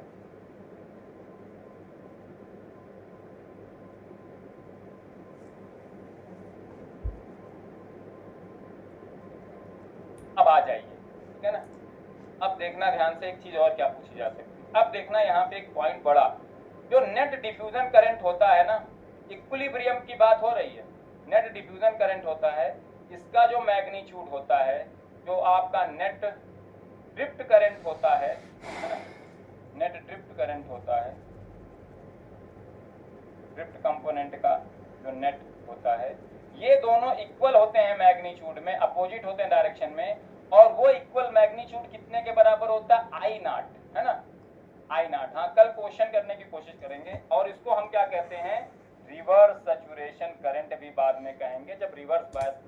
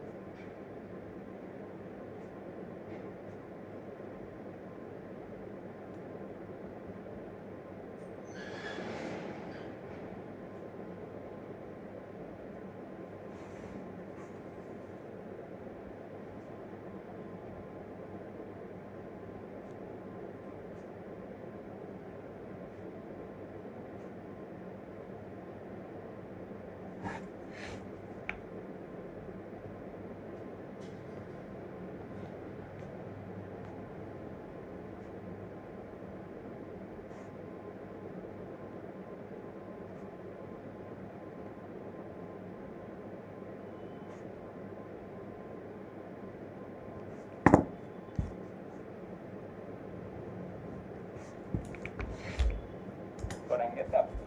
रिवर्स सैचुरेशन करंट भी हम इसको कहते हैं, है ना।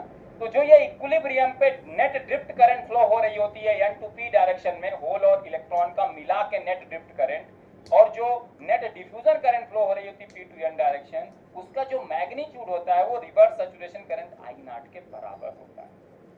अभी इस I नॉट का मैं फार्मूला भी लिखा दूंगा जिसको आपको याद रखना है, and this I not is nothing but इस फार्मूले को याद रखना है। मैं डेरिवेशन नहीं करूंगा अभी, है ना, लेकिन ये फार्मूला है। तो जितना ड्रिफ्ट कंपोनेंट उतना ही डिफ्यूजन कंपोनेंट।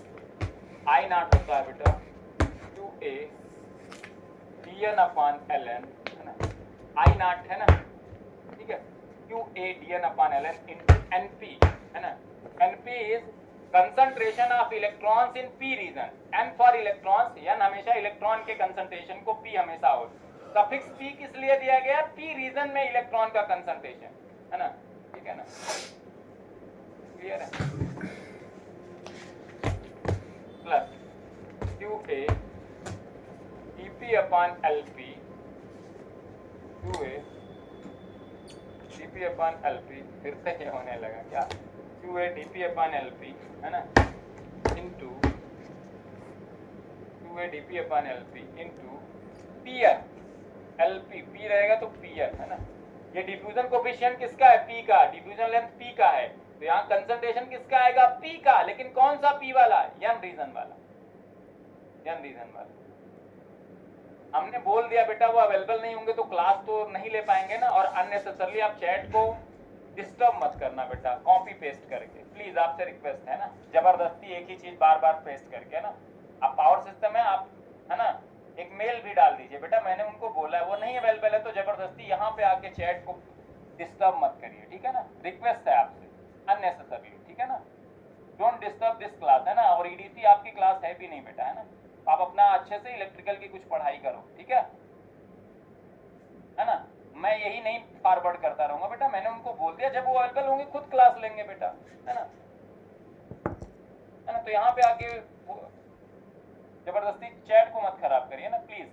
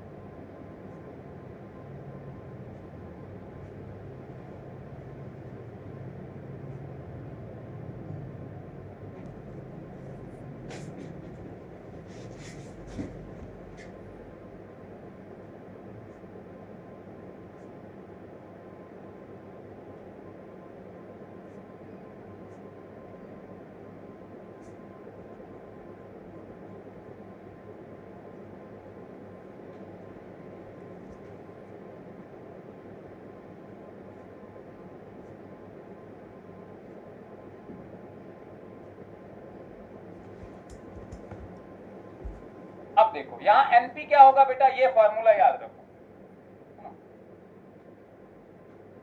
ठीक है। यहाँ DN देखो, यहाँ कैसे याद रखना, QA DN, ये DN डिफ्यूजन कोफिशिएंट है N का, LN डिफ्यूजन लेंथ है इलेक्ट्रॉन का यानी कि N का, तो यहाँ इलेक्ट्रॉन का कंसंट्रेशन आएगा, लेकिन कहाँ पे, P रीजन वाला, N इन P रीजन।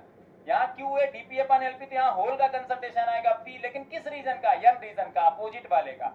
तो NP क्या होगा बेटा, concentration of electrons in P रीजन। P रीजन में मेजॉरिटी कैरियर क्या होंगे, होल्स, और उनका कंसंट्रेशन क्या होगा, एक्सेप्टर कंसंट्रेशन Na के बराबर अप्रोक्सीमेटली, है ना। और मास एक्शन लॉस है, इलेक्ट्रॉन का कंसंट्रेशन कितना हो जाएगा, Ni²/Na। होल का कंसंट्रेशन N रीजन में कितना होगा बेटा, N रीजन में मेजॉरिटी कैरियर्स क्या होंगे, इलेक्ट्रॉन्स, और उनका कंसंट्रेशन होगा डोपिंग कंसंट्रेशन Nd के बराबर, तो होल का कंसंट्रेशन कितना हो जाएगा, Ni²/Nd के बराबर, ठीक है ना। ये आपको याद रखना है, तो ये यहाँ तक क्लियर हो। फिर मैं बात करूंगा इलेक्ट्रिक फील्ड की बेटा, बहुत ही ज्यादा इंपॉर्टेंट है, वहां से भी ऑब्जेक्टिव क्वेश्चन।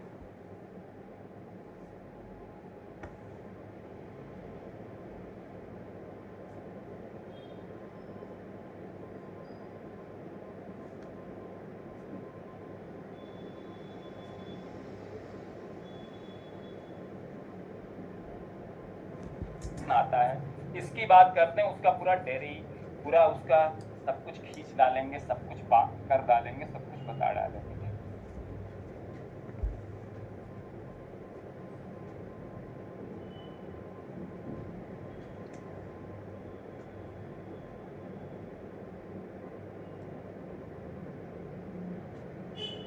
बताइए यहाँ तक सीआरसी वाला क्लियर है? ये फार्मूला आप याद रखें,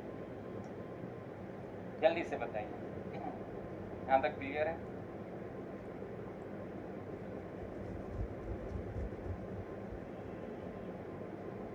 जल्दी से बताइए। सीआरसी सब लोग बताएं भाई, बाकियों को सीआरसी हो गया? बाकियों को सीआरसी हो गया? जल्दी से बताओ।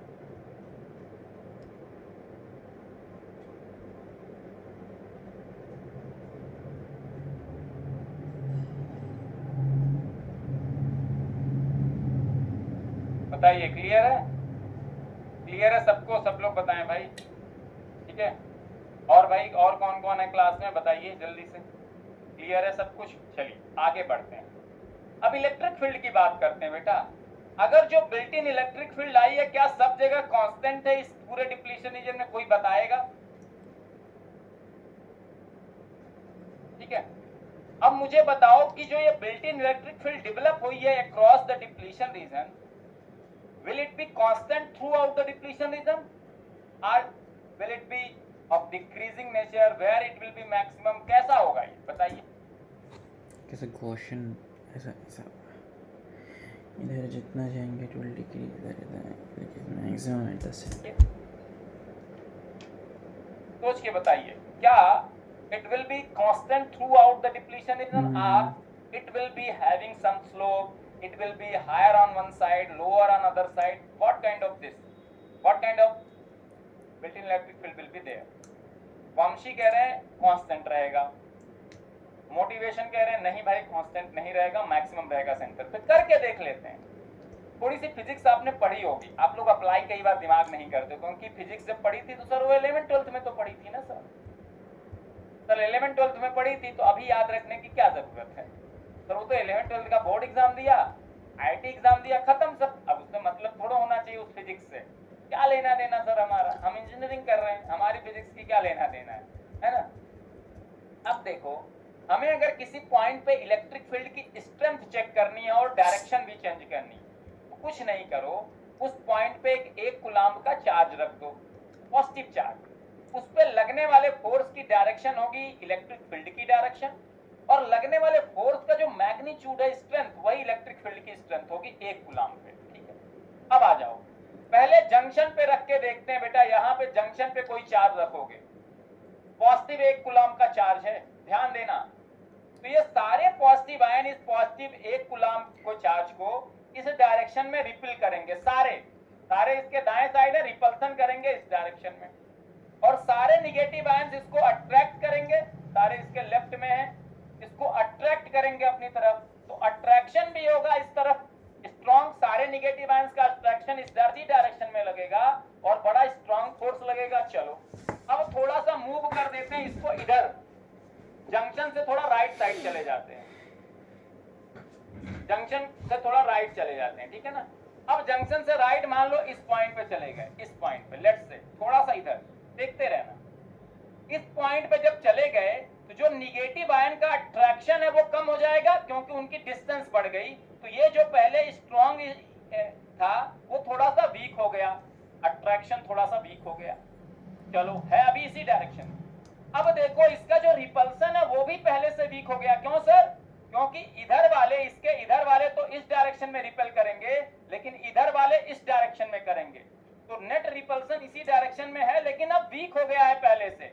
तो ओवरऑल फोर्स अभी भी n2p डायरेक्शन में है, but the force magnitude decrease, और फोर्स का मैग्नीट्यूड ही है इलेक्ट्रिक फील्ड की स्ट्रेंथ। यानी कि इलेक्ट्रिक फील्ड जंक्शन पे तो ज्यादा है, लेकिन जंक्शन से राइट साइड मूव करते जा रहे हैं, इलेक्ट्रिक फील्ड घटता जाएगा बेटा, क्योंकि जितना दूरी बढ़ती जाएगी ये अट्रैक्शन कम होता जाएगा और इधर का रिपल्सन भी कम होता जाएगा, नेट फोर्स n2p डायरेक्शन में कम होता जाएगा। इसी तरह से इधर आ जाओ इस पॉइंट पे, है ना? अब देखो इसका रिपल्सन कम हो गया, पॉजिटिव आयंस का डिस्टेंस बढ़ गई, और अट्रैक्शन जो निगेटिव आयंस का ये भी कम हो गया। क्यों? क्योंकि इधर वाले तो इस डायरेक्शन में अट्रैक्ट कर रहे हैं, लेकिन इधर वाले इस डायरेक्शन में, तो नेट अट्रैक्शन इसी डायरेक्शन में आएगा, लेकिन कम आएगा क्योंकि अपोजिट डायरेक्शन में अट्रैक्शन हो गया। तो अट्रैक्शन और रिपल्सन फिर से घट गए, इलेक्ट्रिक फील्ड घट गया। यानी कि मैं कह सकता हूं स्ट्रेंथ वाइज डायरेक्शन n2p है हर जगह, डायरेक्शन हमेशा n2p डायरेक्शन है, पॉजिटिव आयन से निगेटिव आयन की तरफ। लेकिन मैं ये कह सकता हूं जो मैग्नीट्यूड है इलेक्ट्रिक फील्ड का, जो स्ट्रेंथ है इलेक्ट्रिक फील्ड का, मैं ये कह सकता हूं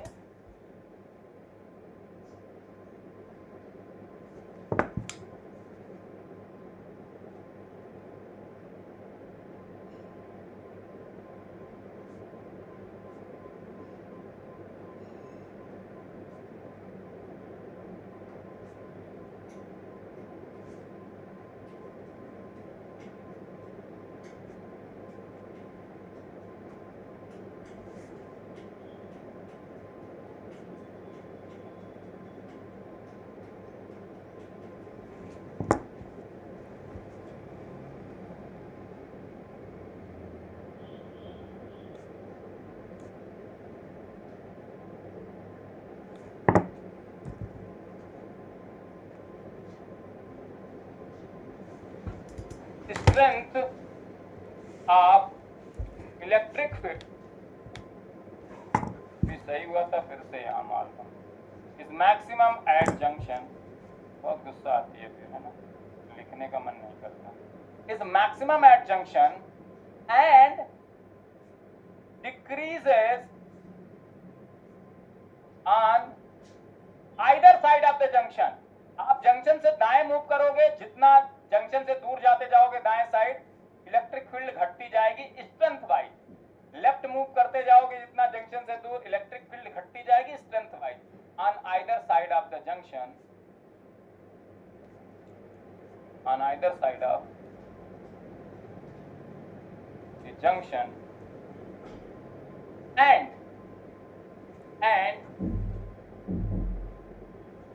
and becomes zero outside the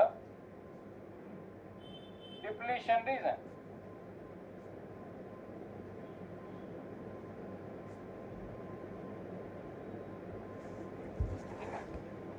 ये पॉइंट है ना।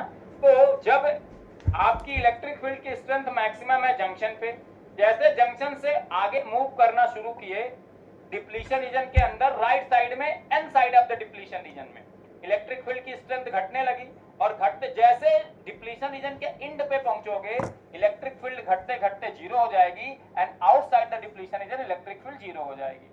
सिमिलरली जब जंक्शन से तुम लेफ्ट में मूव करना शुरू करोगे inside the depletion reason on P side, तो इलेक्ट्रिक फील्ड की स्ट्रेंथ फिर से घटने लगेगी, धीरे धीरे घटते जाएगी। और जैसे आप जंक्शन के जैसे आप इंड पे पहुंचोगे डिप्लीशन रीजन के पी साइड के डिप्लीशन रीजन के इंड पे पहुंचोगे, इलेक्ट्रिक फील्ड घटते घटते जीरो हो जाएगी, है ना, और आउटसाइड द डिप्लीशन रीजन तो जीरो ही होगी। तो इलेक्ट्रिक फील्ड एग्जिस्ट केवल करेगी इनसाइड द डिप्लीशन रीजन, और उसमें मैक्सिमम होगी उसकी स्ट्रेंथ जंक्शन पे। डायरेक्शन हमेशा एन टू पी ही होगी इलेक्ट्रिक फील्ड की, उसकी स्ट्रेंथ मैक्सिमम होगी जंक्शन पे, और जंक्शन से चाहे एन साइड मूव करो चाहे पी साइड, इलेक्ट्रिक फील्ड की स्ट्रेंथ घटती जाएगी, और डिप्लीशन रीजन के एंड पे इलेक्ट्रिक फील्ड घटते घटते जीरो हो जाएगी, and outside the depletion reason electric field is zero. और ये ऑब्जेक्टिव टाइप में क्वेश्चन आता है। बताइए, क्लियर है इतनी बात? क्लियर है इतनी बात? जल्दी से बताइए, क्लियर है इतनी बात? क्लियर है? सब लोग बताएंगे। इलेक्ट्रिक फील्ड का फार्मूला सब लिख लेंगे, डिप्लीशन रीजन का फार्मूला लिख लेंगे, सब कुछ लिख जल्दी से बताओ।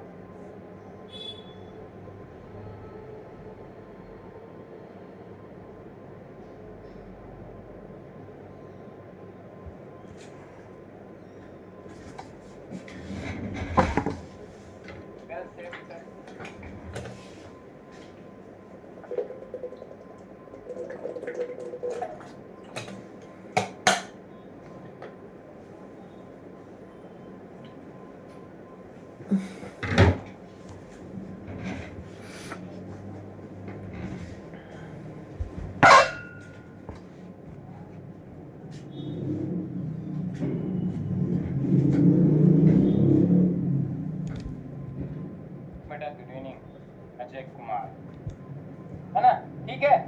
अब देखो, अब तुम सोचना ध्यान से। अभी मैं इलेक्ट्रिक फील्ड का ग्राफ प्लॉट करूंगा, ये सबसे इंपॉर्टेंट ग्राफ है तुम्हारे जीवन का, सबसे इंपॉर्टेंट ग्राफ है तुम्हारे जीवन का, सबसे इंपॉर्टेंट ग्राफ है तुम्हारे जीवन का जो मैं प्लॉट करने जा रहा हूं। Is the most important graph of your life, है ना। अगर पीएन जंक्शन डायोड से रिलेटेड कुछ हो गया, ठीक है, देखना ध्यान से। भैया आप कह रहे हो इलेक्ट्रिक फील्ड कांस्टेंट नहीं रहेगा थ्रू आउट, जंक्शन पे मैक्सिमम होगा, और जंक्शन से चाहे राइट साइड जाओ चाहे लेफ्ट साइड, इसको घटना है, और घटते घटते जैसे डिप्लीशन रीजन खत्म होगी जीरो हो जाना है दोनों साइड। यानी कि इलेक्ट्रिक फील्ड भैया चेंज हो रही है, और जब कोई चेंज होती है तो उसके चेंज होने का एक रेट होता है, रेट ऑफ चेंज, जिसको स्लोप भी कहते हैं। तो यहाँ पे इलेक्ट्रिक फील्ड के चेंज होने का जो रेट होता है d/dx, किसी रीजन में d/dx जो रेट ऑफ चेंज होता है E का with respect to distance x, electric field का रेट ऑफ चेंज जो होता है डिस्टेंस के साथ, ये रेट ऑफ चेंज दिया था पॉइसन ने एक इक्वेशन के द्वारा। क्या कहा था उन्होंने, ये कुछ नहीं होता है, अगर उस रीजन की नेट चार्ज डेंसिटी हम पता कर लें, है ना, net charge per unit volume पता कर लें, डिवाइड कर दें उस रीजन की परमिटिविटी एप्सिलॉन से, तो मुझे मिल जाएगा स्लोप कि किस रेट से इलेक्ट्रिक फील्ड चेंज हो रहा है। जो इलेक्ट्रिक फील्ड चेंजिंग नेचर का है, कहीं पे ज्यादा कहीं पे कम, तो उसका एक रेट ऑफ चेंज होगा। वो किस रेट ऑफ चेंज से चेंज हो रहा है वो ये बता देंगे भैया जी, ये बता देंगे भैया जी। Poisson relation.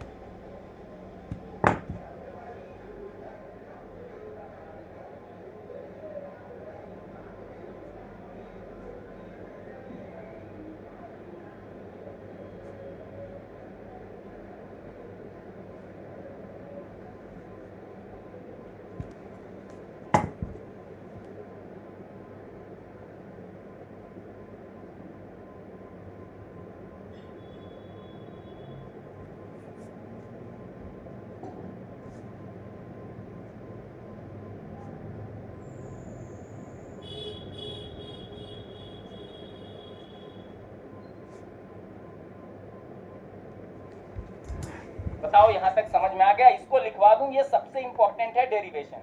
बहुत सारे क्वेश्चन को हम ऐसे हवा में सॉल्व कर देंगे भैया जी। बताइए जल्दी से सब कुछ।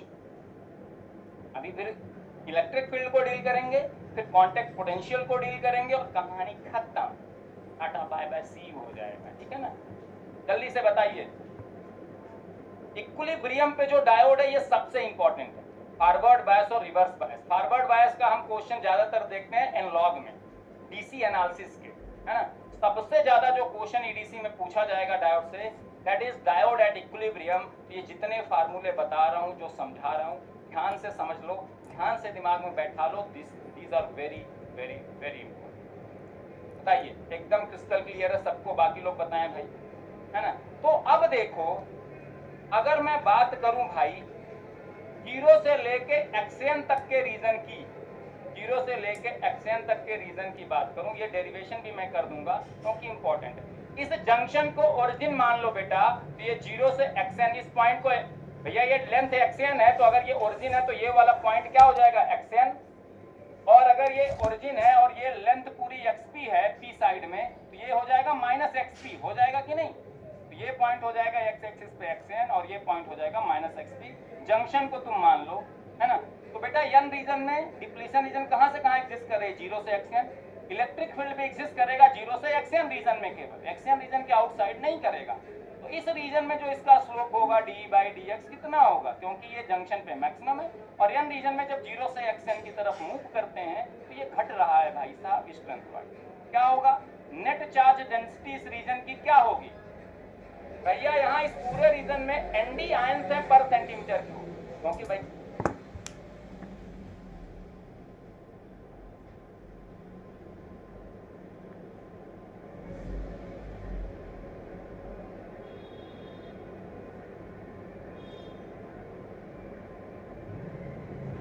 या डोपिंग कंसंट्रेशन क्या था, nd, मतलब आपके पास nd डोनर एटम्स थे 1 सेंटीमीटर क्यूब वॉल्यूम में।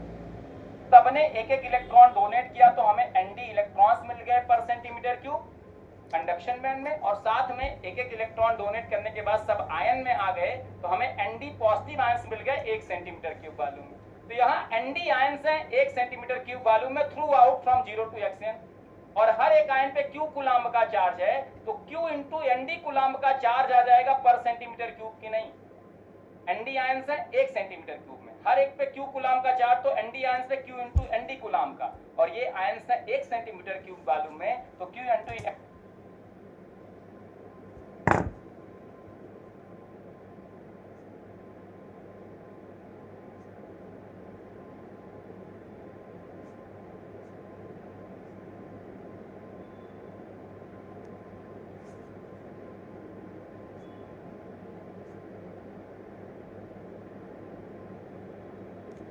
एनडी कूलाम का चार्ज आ गया 1 सेंटीमीटर क्यूब वॉल्यूम में, और वही चार्ज डेंसिटी हो गई। तो Q इंटू एनडी, चार्ज को एकदम यूनिट के साथ लोगे, नेट चार्ज डेंसिटी अपान एप्सिलॉन, ये आ जाएगा। अगर इसी स्लोप की मैं बात करूं डी बाई डी एक्स की, किस रीजन में बेटा, तो भैया जब स्लोप आ गया, इस स्लोप को चलो इक्वेशन लिख लेते हैं, ये स्लोप कांस्टेंट है कि नहीं, क्यों कांस्टेंट है, एनडी डोपिंग कंसंट्रेशन है, ये भी कांस्टेंट है, हमने यूनिफॉर्म डोपिंग लिया था, एन रीजन में तो यूनिफॉर्म ही लिया था, एप्सिलॉन भी कांस्टेंट है, और किसी चीज का स्लोप कांस्टेंट है तो कैसे वेरी करता है, लीनियरली, तो इलेक्ट्रिक फील्ड का जो वेरिएशन होगा ई ऑफ एक्स इस रीजन में, 0 से एक्सियन रीजन में, वो कैसा होगा बेटा, mx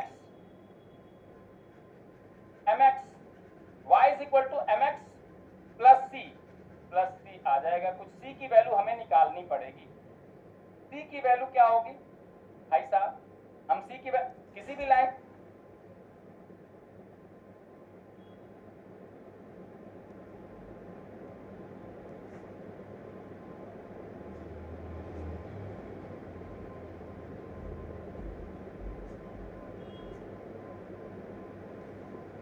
का इक्वेशन कैसे लिखते हैं, y equal to mx plus c, अगर उसका स्लोप m पता है तो y equal to mx plus c की वैल्यू निकालनी पड़ेगी। हमें ये पता है यार x इज इक्वल टू 0 पे e का जो वैल्यू है वो मैक्सिमम है E नॉट के बराबर, मैं मैक्सिमम इलेक्ट्रिक फील्ड को E नॉट ले लेता हूं, या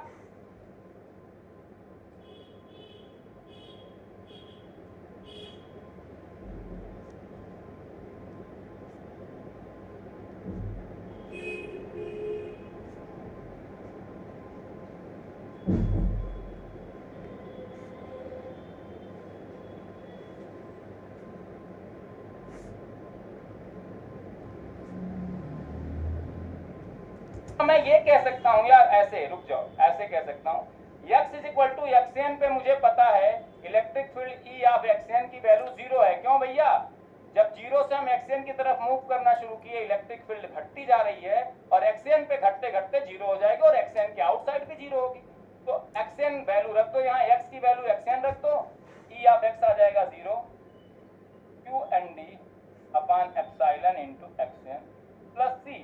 तो यहाँ से इक्वेशन क्या बन गया बेटा, यहाँ से इक्वेशन क्या बन गया बेटा, E ऑफ x क्या बना बेटा, आपका बन गया बेटा Q upon N D upon epsilon into x plus c की वैल्यू आई क्या बेटा, c देखो minus of Q N D epsilon into x n आ गया, ये आ गया यहाँ पे minus of Q N D upon epsilon into xn आ गया, where xn is the depletion region width on n side। ये आपकी इक्वेशन बन गई, कहां से कहां तक, ये लीनियर लाइन की तरह वेरी कर रहा है, 0 से लेके xn तक इक्वेशन बन गई। बताओ क्लियर है, क्लियर है। सिमिलरली भाई साहब, सिमिलरली अगर आप d बाई डी एक्स निकालोगे, मैं इसको भी प्लॉट करूंगा बेटा, d बाई डी एक्स निकालोगे p रीजन में हमने n एक्सेप्टर एटम्स मिलाए, सबने एक एक इलेक्ट्रॉन एक्सेप्ट करके n होल्स पैदा कर दिए पर सेंटीमीटर क्यूब बैलेंस बैंड में, और सबने एक एक इलेक्ट्रॉन एक्सेप्ट करने के बाद निगेटिव आयन बन गए, तो हमें मिल गए n निगेटिव आयंस पर सेंटीमीटर क्यूब। तो एक्सेप्टर आयंस का कंसंट्रेशन कितना है, n निगेटिव आयंस पर सेंटीमीटर क्यूब। हर एक आयन पे माइनस क्यू कूलाम का निगेटिव चार्ज होगा, क्यू तो हमेशा 1.6 × 10⁻⁹ है, तो माइनस क्यू कूलाम का निगेटिव चार्ज है हर एक आयन पे, तो n आयन पे माइनस क्यू n कूलाम का चार्ज होगा, और ये सारे आयंस 1 सेंटीमीटर क्यूब वॉल्यूम में प्रेजेंट हैं, तो ये चार्ज कितने सेंटीमीटर क्यूब वॉल्यूम में आ गया, 1 सेंटीमीटर क्यूब वॉल्यूम में, और ये हो गया नेट चार्ज डेंसिटी अपान एप्सिलॉन, है ना। ये बेटा आ गया माइनस एक्सपी से लेके 0 तक, है ना। देखो फिर से गंदा चलने लगा, पता नहीं कौन सी बीमारी है भाई, अलग सी बीमारी इसको लग गई है, देख रहे हो। अब मेरा पढ़ाने का जो मन है ना, कल सही था, अभी मस्त एकदम अलग से। तो ये स्लोप आ गया, और स्लोप क्या है बेटा? स्लोप कांस्टेंट है बेटा। क्यों कांस्टेंट? एन ने doping concentration constant, P region में तो थ्रू आउट डोपिंग है, ये एक कांस्टेंट वैल्यू होगी 10 की पावर 16, 10 की पावर, ये पूरा कांस्टेंट है नेगेटिव। तो अब स्लोप अगर किसी चीज का कांस्टेंट तो वो लीनियर लाइन होती है, और लीनियर लाइन का इक्वेशन y = mx + c होता है। c को यहाँ c मान ले। c1 की वैल्यू पता करनी है तो x = xp पे क्या होता है बेटा? x = -xp पे क्या होगा? e(x) 0 होगा। ये लाइन वैलिड है कब तक बेटा? ये लाइन केवल वैलिड है -xp से लेके 0 तक, क्योंकि अन्य एक्सेप्टर आयंस -xp से लेके 0 तक ही तो हैं।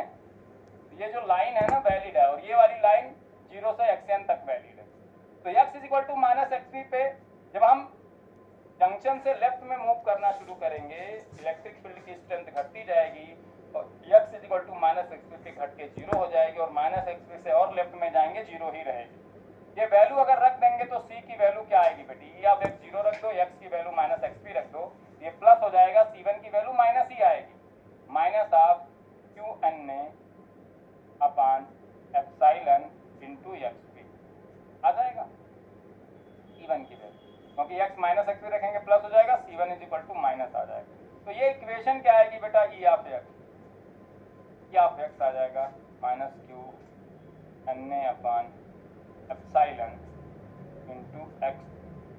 x ये रहेगा, है ना, -qna/ε ये इक्वेशन मैं कब यूज कर सकता हूँ? -xp से लेकर 0। ये दो इक्वेशंस आ गई। इन दोनों इक्वेशन के अकॉर्डिंग वेरी करेगा इलेक्ट्रिक फील्ड 0 से xn के बीच में और -x।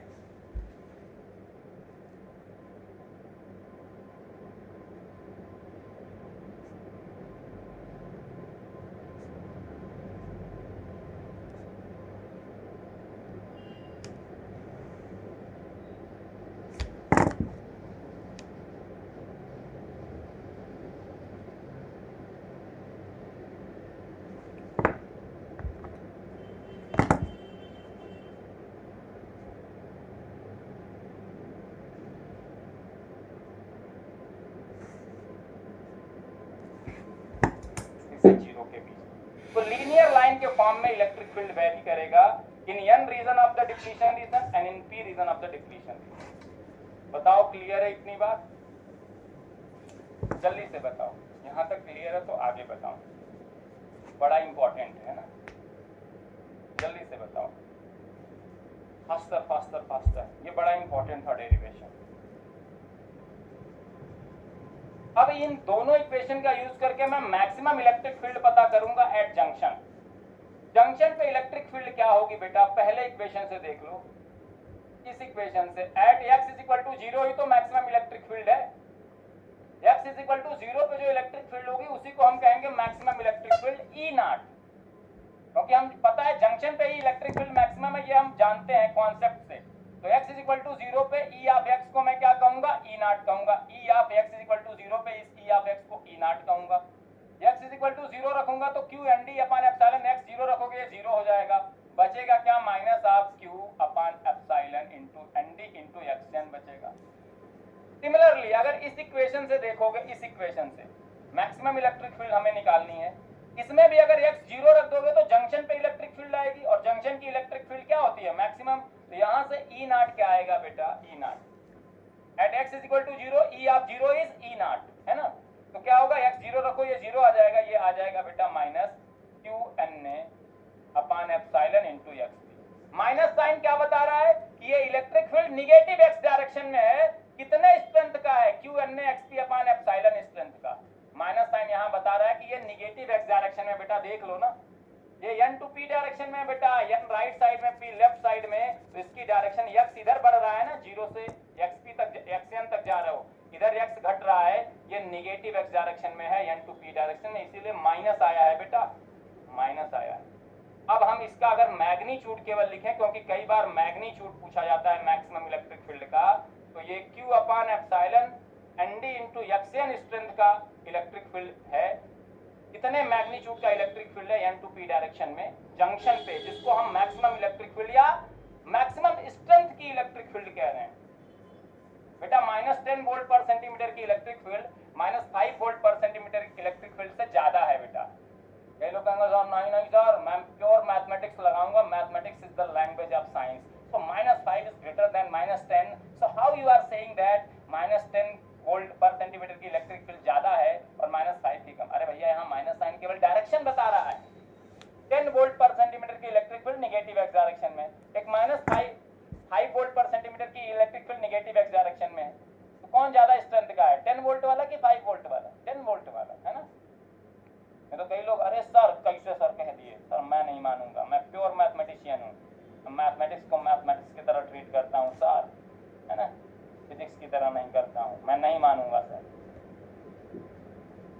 मैथमेटिक्स गलत ढंग से पढ़ने पे ही दिक्कत होती है। ये पूछा जाता है मैक्सिमम इलेक्ट्रिक फील्ड का मैग्नीट्यूड क्या होता है, Q अपॉन एप्सिलॉन। अगर डोपिंग कंसंट्रेशन n साइड का ले रहे हो Nd, तो depletion region width n side की xn से मल्टीप्लाई कर दो। अगर डोपिंग कंसंट्रेशन ले रहे हो p साइड का Na, तो डिप्लीशन रीजन विड्थ xp से मल्टीप्लाई कर दो। और यहाँ से ये भी एक रिलेशन प्रूफ हो गया कि Nd इंटू xn हमेशा किसके बराबर होगा, Na इंटू xp के बराबर होगा बेटा। ये बड़ा इंपॉर्टेंट रिलेशन है, ये क्वेश्चन कराऊंगा तो इसको यूज करो। बताइए CRC वाला क्लियर है? इस मैक्सिमम इलेक्ट्रिक फील्ड का फार्मूला पूछ।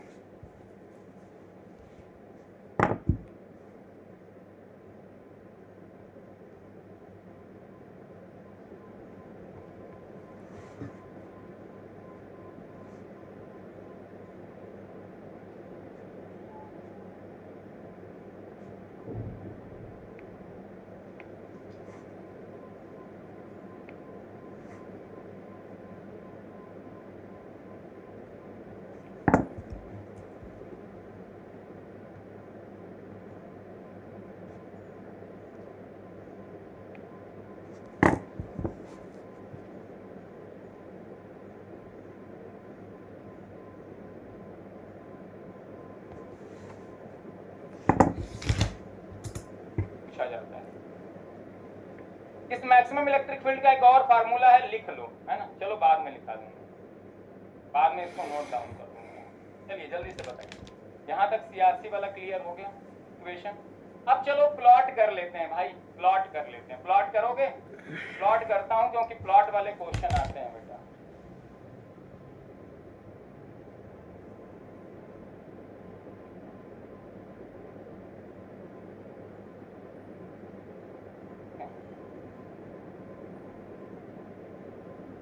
ठीक है, चलो अब देखो, जो मैक्सिमम इलेक्ट्रिक फील्ड है निगेटिव, हाँ यहीं से आता है बेटा, उसको डिराइव नहीं करूंगा, मैं लिखवा दूंगा, है ना? अब देखो हम प्लॉट करते हैं किसको, E ऑफ x को, इलेक्ट्रिक फील्ड को with respect to distance x। ये बड़ा इंपॉर्टेंट प्लॉट है, प्लॉट करें। चलो सर प्लॉट करते हैं बढ़िया से, देखना ध्यान से। इलेक्ट्रिक फील्ड क्या है भाई साहब, n टू p डायरेक्शन में है हमेशा, चाहे वो मैक्सिमम इलेक्ट्रिक फील्ड है, चाहे जो इलेक्ट्रिक फील्ड घटती जा रही है उसकी डायरेक्शन हमेशा n टू p है, that is negative x direction. और निगेटिव x डायरेक्शन की वजह से इलेक्ट्रिक फील्ड को जब लिखेंगे तो हमेशा माइनस साइन के साथ लिखेंगे, लिखेंगे कि नहीं? जो भी उसकी स्ट्रेंथ होगी उसके आगे माइनस लगा देंगे क्योंकि वो निगेटिव x डायरेक्शन है। तो सोचो through out the material or across the depletion region, electric field always be from n to p direction, that is from positive ion to negative ion, and that direction is negative x direction, so electric field is always going to be expressed as negative value। और electric field हम किस axis पे ले रहे हैं, y axis पे, यानी कि सोचो निगेटिव वैल्यू हमेशा y एक्सिस के नीचे आएगा, यानी कि ये जो ग्राफ आने वाला है वो y एक्सिस के हमेशा नीचे आएगा, आएगा कि नहीं? अब देखो जो E नॉट होगा ना, कहीं यहाँ होगा, जो minus Q of Nd upon epsilon into xn है, वो कहीं यहाँ होगा, सबसे मैक्सिमम E नॉट। बस माइनस क्या बता रहा है कि ये देख रहे हो, अच्छे से लिखा है नहीं। अब चलो प्लॉट करते हैं भाई साहब, ध्यान से देखना। ये ओरिजिन क्या रिप्रेजेंट कर रहा है, जंक्शन को इधर मूव करेंगे xn आएगा, इधर मूव करेंगे xp आएगा। ठीक है सर, बहुत अच्छी बात है, आपने सही बात करी, एकदम पते थी। अब ग्राफ को प्लॉट करता हूं, देखो 0 से xm रीजन में जो स्लोप है, लाइन का स्लोप पॉजिटिव है, पॉजिटिव स्लोप की लाइन हमेशा इंक्रीजिंग टाइप की होती है बेटा, ऐसे होती है हमेशा पॉजिटिव स्लोप। और निगेटिव स्लोप की लाइन का स्लोप क्या होता है, देखो जो पी रीजन है उसमें माइनस एक्सपी से लेके 0 तक इलेक्ट्रिक फील्ड क्या हो रही है, डिक्रीज हो रही है बेटा। निगेटिव स्लोप की लाइन हमेशा ऐसी होती है बेटा, ऐसी, और पॉजिटिव स्लोप की हमेशा ऐसी। पॉजिटिव स्लोप का मतलब x बढ़ने पे y बढ़ना चाहिए। देखो ना, इधर x बढ़ाओगे y की वैल्यू देखो, यहाँ -10 है तो यहाँ -8 -6 -4 माइनस बढ़ रही है। y और x को केवल देखो, y है ना, इलेक्ट्रिक फील्ड मत सोचो, इक्वेशन सोचो। y की वैल्यू बढ़ रही है, -10 से -8 होना y बढ़ना हुआ, -6 होना y बढ़ना हुआ, -2 होना y का बढ़ना हुआ। वो तो स्ट्रेंथ वाइज सोचेंगे तो अलग सोचेंगे कि -2 वोल्ट पर सेंटीमीटर की इलेक्ट्रिक फील्ड कम स्ट्रेंथ की है, -10 वोल्ट पर सेंटीमीटर की इलेक्ट्रिक फील्ड ज्यादा स्ट्रेंथ की है। लेकिन केवल y x को इक्वेशन की तरह देखो तो x बढ़ने पे y बढ़ रहा है, पॉजिटिव स्लोप। यहाँ देखो x बढ़ाएंगे इधर तो y नीचे की तरफ जा रहा है, मतलब घट रहा है। ये पॉइंट है बेटा -xp, ये पॉइंट है बेटा x। इस लाइन का स्लोप है देखो पॉजिटिव q/ε इंटू nd, और इस लाइन का स्लोप है -qNA/ε। इस स्लोप की दोनों लाइन है, इस पॉइंट पे E नॉट है, दोनों लाइन का E नॉट है ना, और E नॉट की वैल्यू निगेटिव है। देखो तो जब हम इधर बढ़ रहे हैं, ये -10 है तो ये -8 -6 -4 ये 0 हो रहा है। अब इलेक्ट्रिक फील्ड घट रही है भाई, स्ट्रेंथ वाइज घट रही है। -10 वोल्ट पर सेंटीमीटर की इलेक्ट्रिक फील्ड ज्यादा है, -8 कम है, -6 उससे भी कम है ना। लेकिन अगर एक वैल्यू को एब्सोल्यूट देखोगे y की वैल्यू, तो y की value -8 is greater than -10, -6 is greater than -10 या -8 है ना। तो यहाँ देखो y बढ़ रहा है x बढ़ने के साथ, पॉजिटिव स्लोप। y घट रहा है x बढ़ने पे तो निगेटिव स्लोप। अगर x बढ़ने पे y घटे तो निगेटिव, x बढ़ने पे y बढ़े भी तो पॉजिटिव स्लोप। ये आ गया भाई, ऐसा वेरिएशन होगा। और ये ग्राफ हमेशा नीचे की तरफ क्यों है, क्योंकि इलेक्ट्रिक फील्ड हमेशा निगेटिव है। देखो ना, ये पॉइंट निगेटिव है, ये y की वैल्यू निगेटिव आएगी हमेशा, क्योंकि ये x एक्सिस के नीचे है। और ऐसा इसलिए क्योंकि electric field always n to p direction में, निगेटिव x डायरेक्शन में, तो ये हमेशा निगेटिव आएगा भाई, हमेशा ही निगेटिव आएगा। ये हमेशा ग्राफ नीचे ही रहेगा, क्योंकि इलेक्ट्रिक फील्ड की डायरेक्शन कहाँ है, ये n रीजन है और ये p रीजन है, ये n टू p डायरेक्शन में है इलेक्ट्रिक फील्ड। इसीलिए निगेटिव x डायरेक्शन में इलेक्ट्रिक फील्ड, इसीलिए ये निगेटिव आएगा हमेशा। और y निगेटिव होने का मतलब वो x एक्सिस के हमेशा नीचे रहेगा, इसीलिए पूरा कर्व x एक्सिस के नीचे है, लीनियर कर्व है। n रीजन में अलग स्लोप है लाइन का, p रीजन में अलग।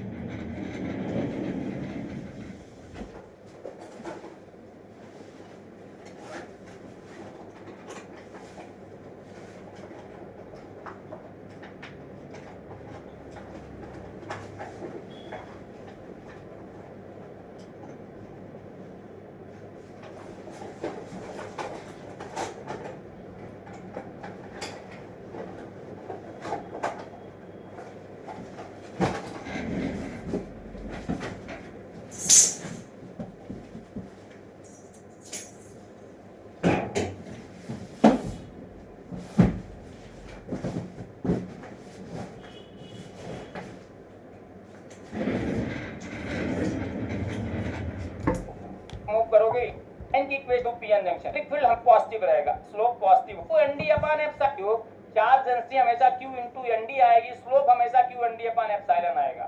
तो एक पॉजिटिव स्लोप की लाइन होगी, देखा यहाँ -xn होगा फिर, है ना।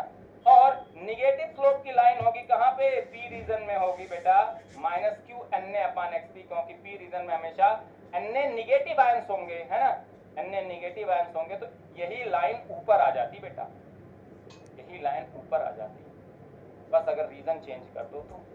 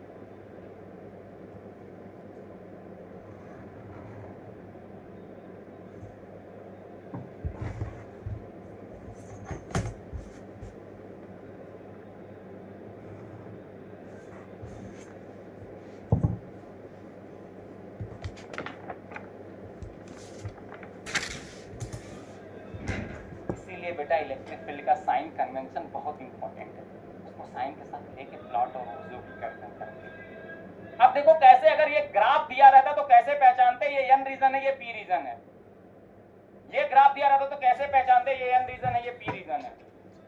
बहुत सारी चीजें पूछी जाती हैं इसके बारे में, कैसे पहचानते थे, कैसे पहचानते है ना, जल्दी से बताओ।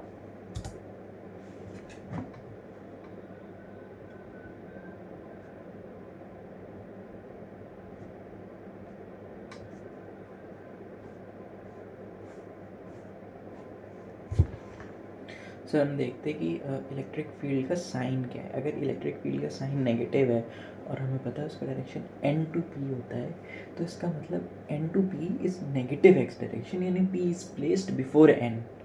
और अगर इलेक्ट्रिक फील्ड की स्ट्रेंथ मतलब इलेक्ट्रिक फील्ड का साइन पॉजिटिव है, अगर उसका साइन पॉजिटिव है और मुझे पता है डायरेक्शन इलेक्ट्रिक फील्ड का n to p होता है, हमेशा n to p होता है डायरेक्शन, इसका मतलब n पहले प्लेस्ड है और p बाद में प्लेस्ड है। यहाँ तक समझ में आ गया? तो एक चीज जल्दी से बताता हूँ, बड़ा इंपॉर्टेंट है, बड़ा ही इंपॉर्टेंट है, जल्दी स्लोप पॉजिटिव n साइड की सब होती कुछ है। बता देता हूँ, ठीक है ना, इसके बारे में।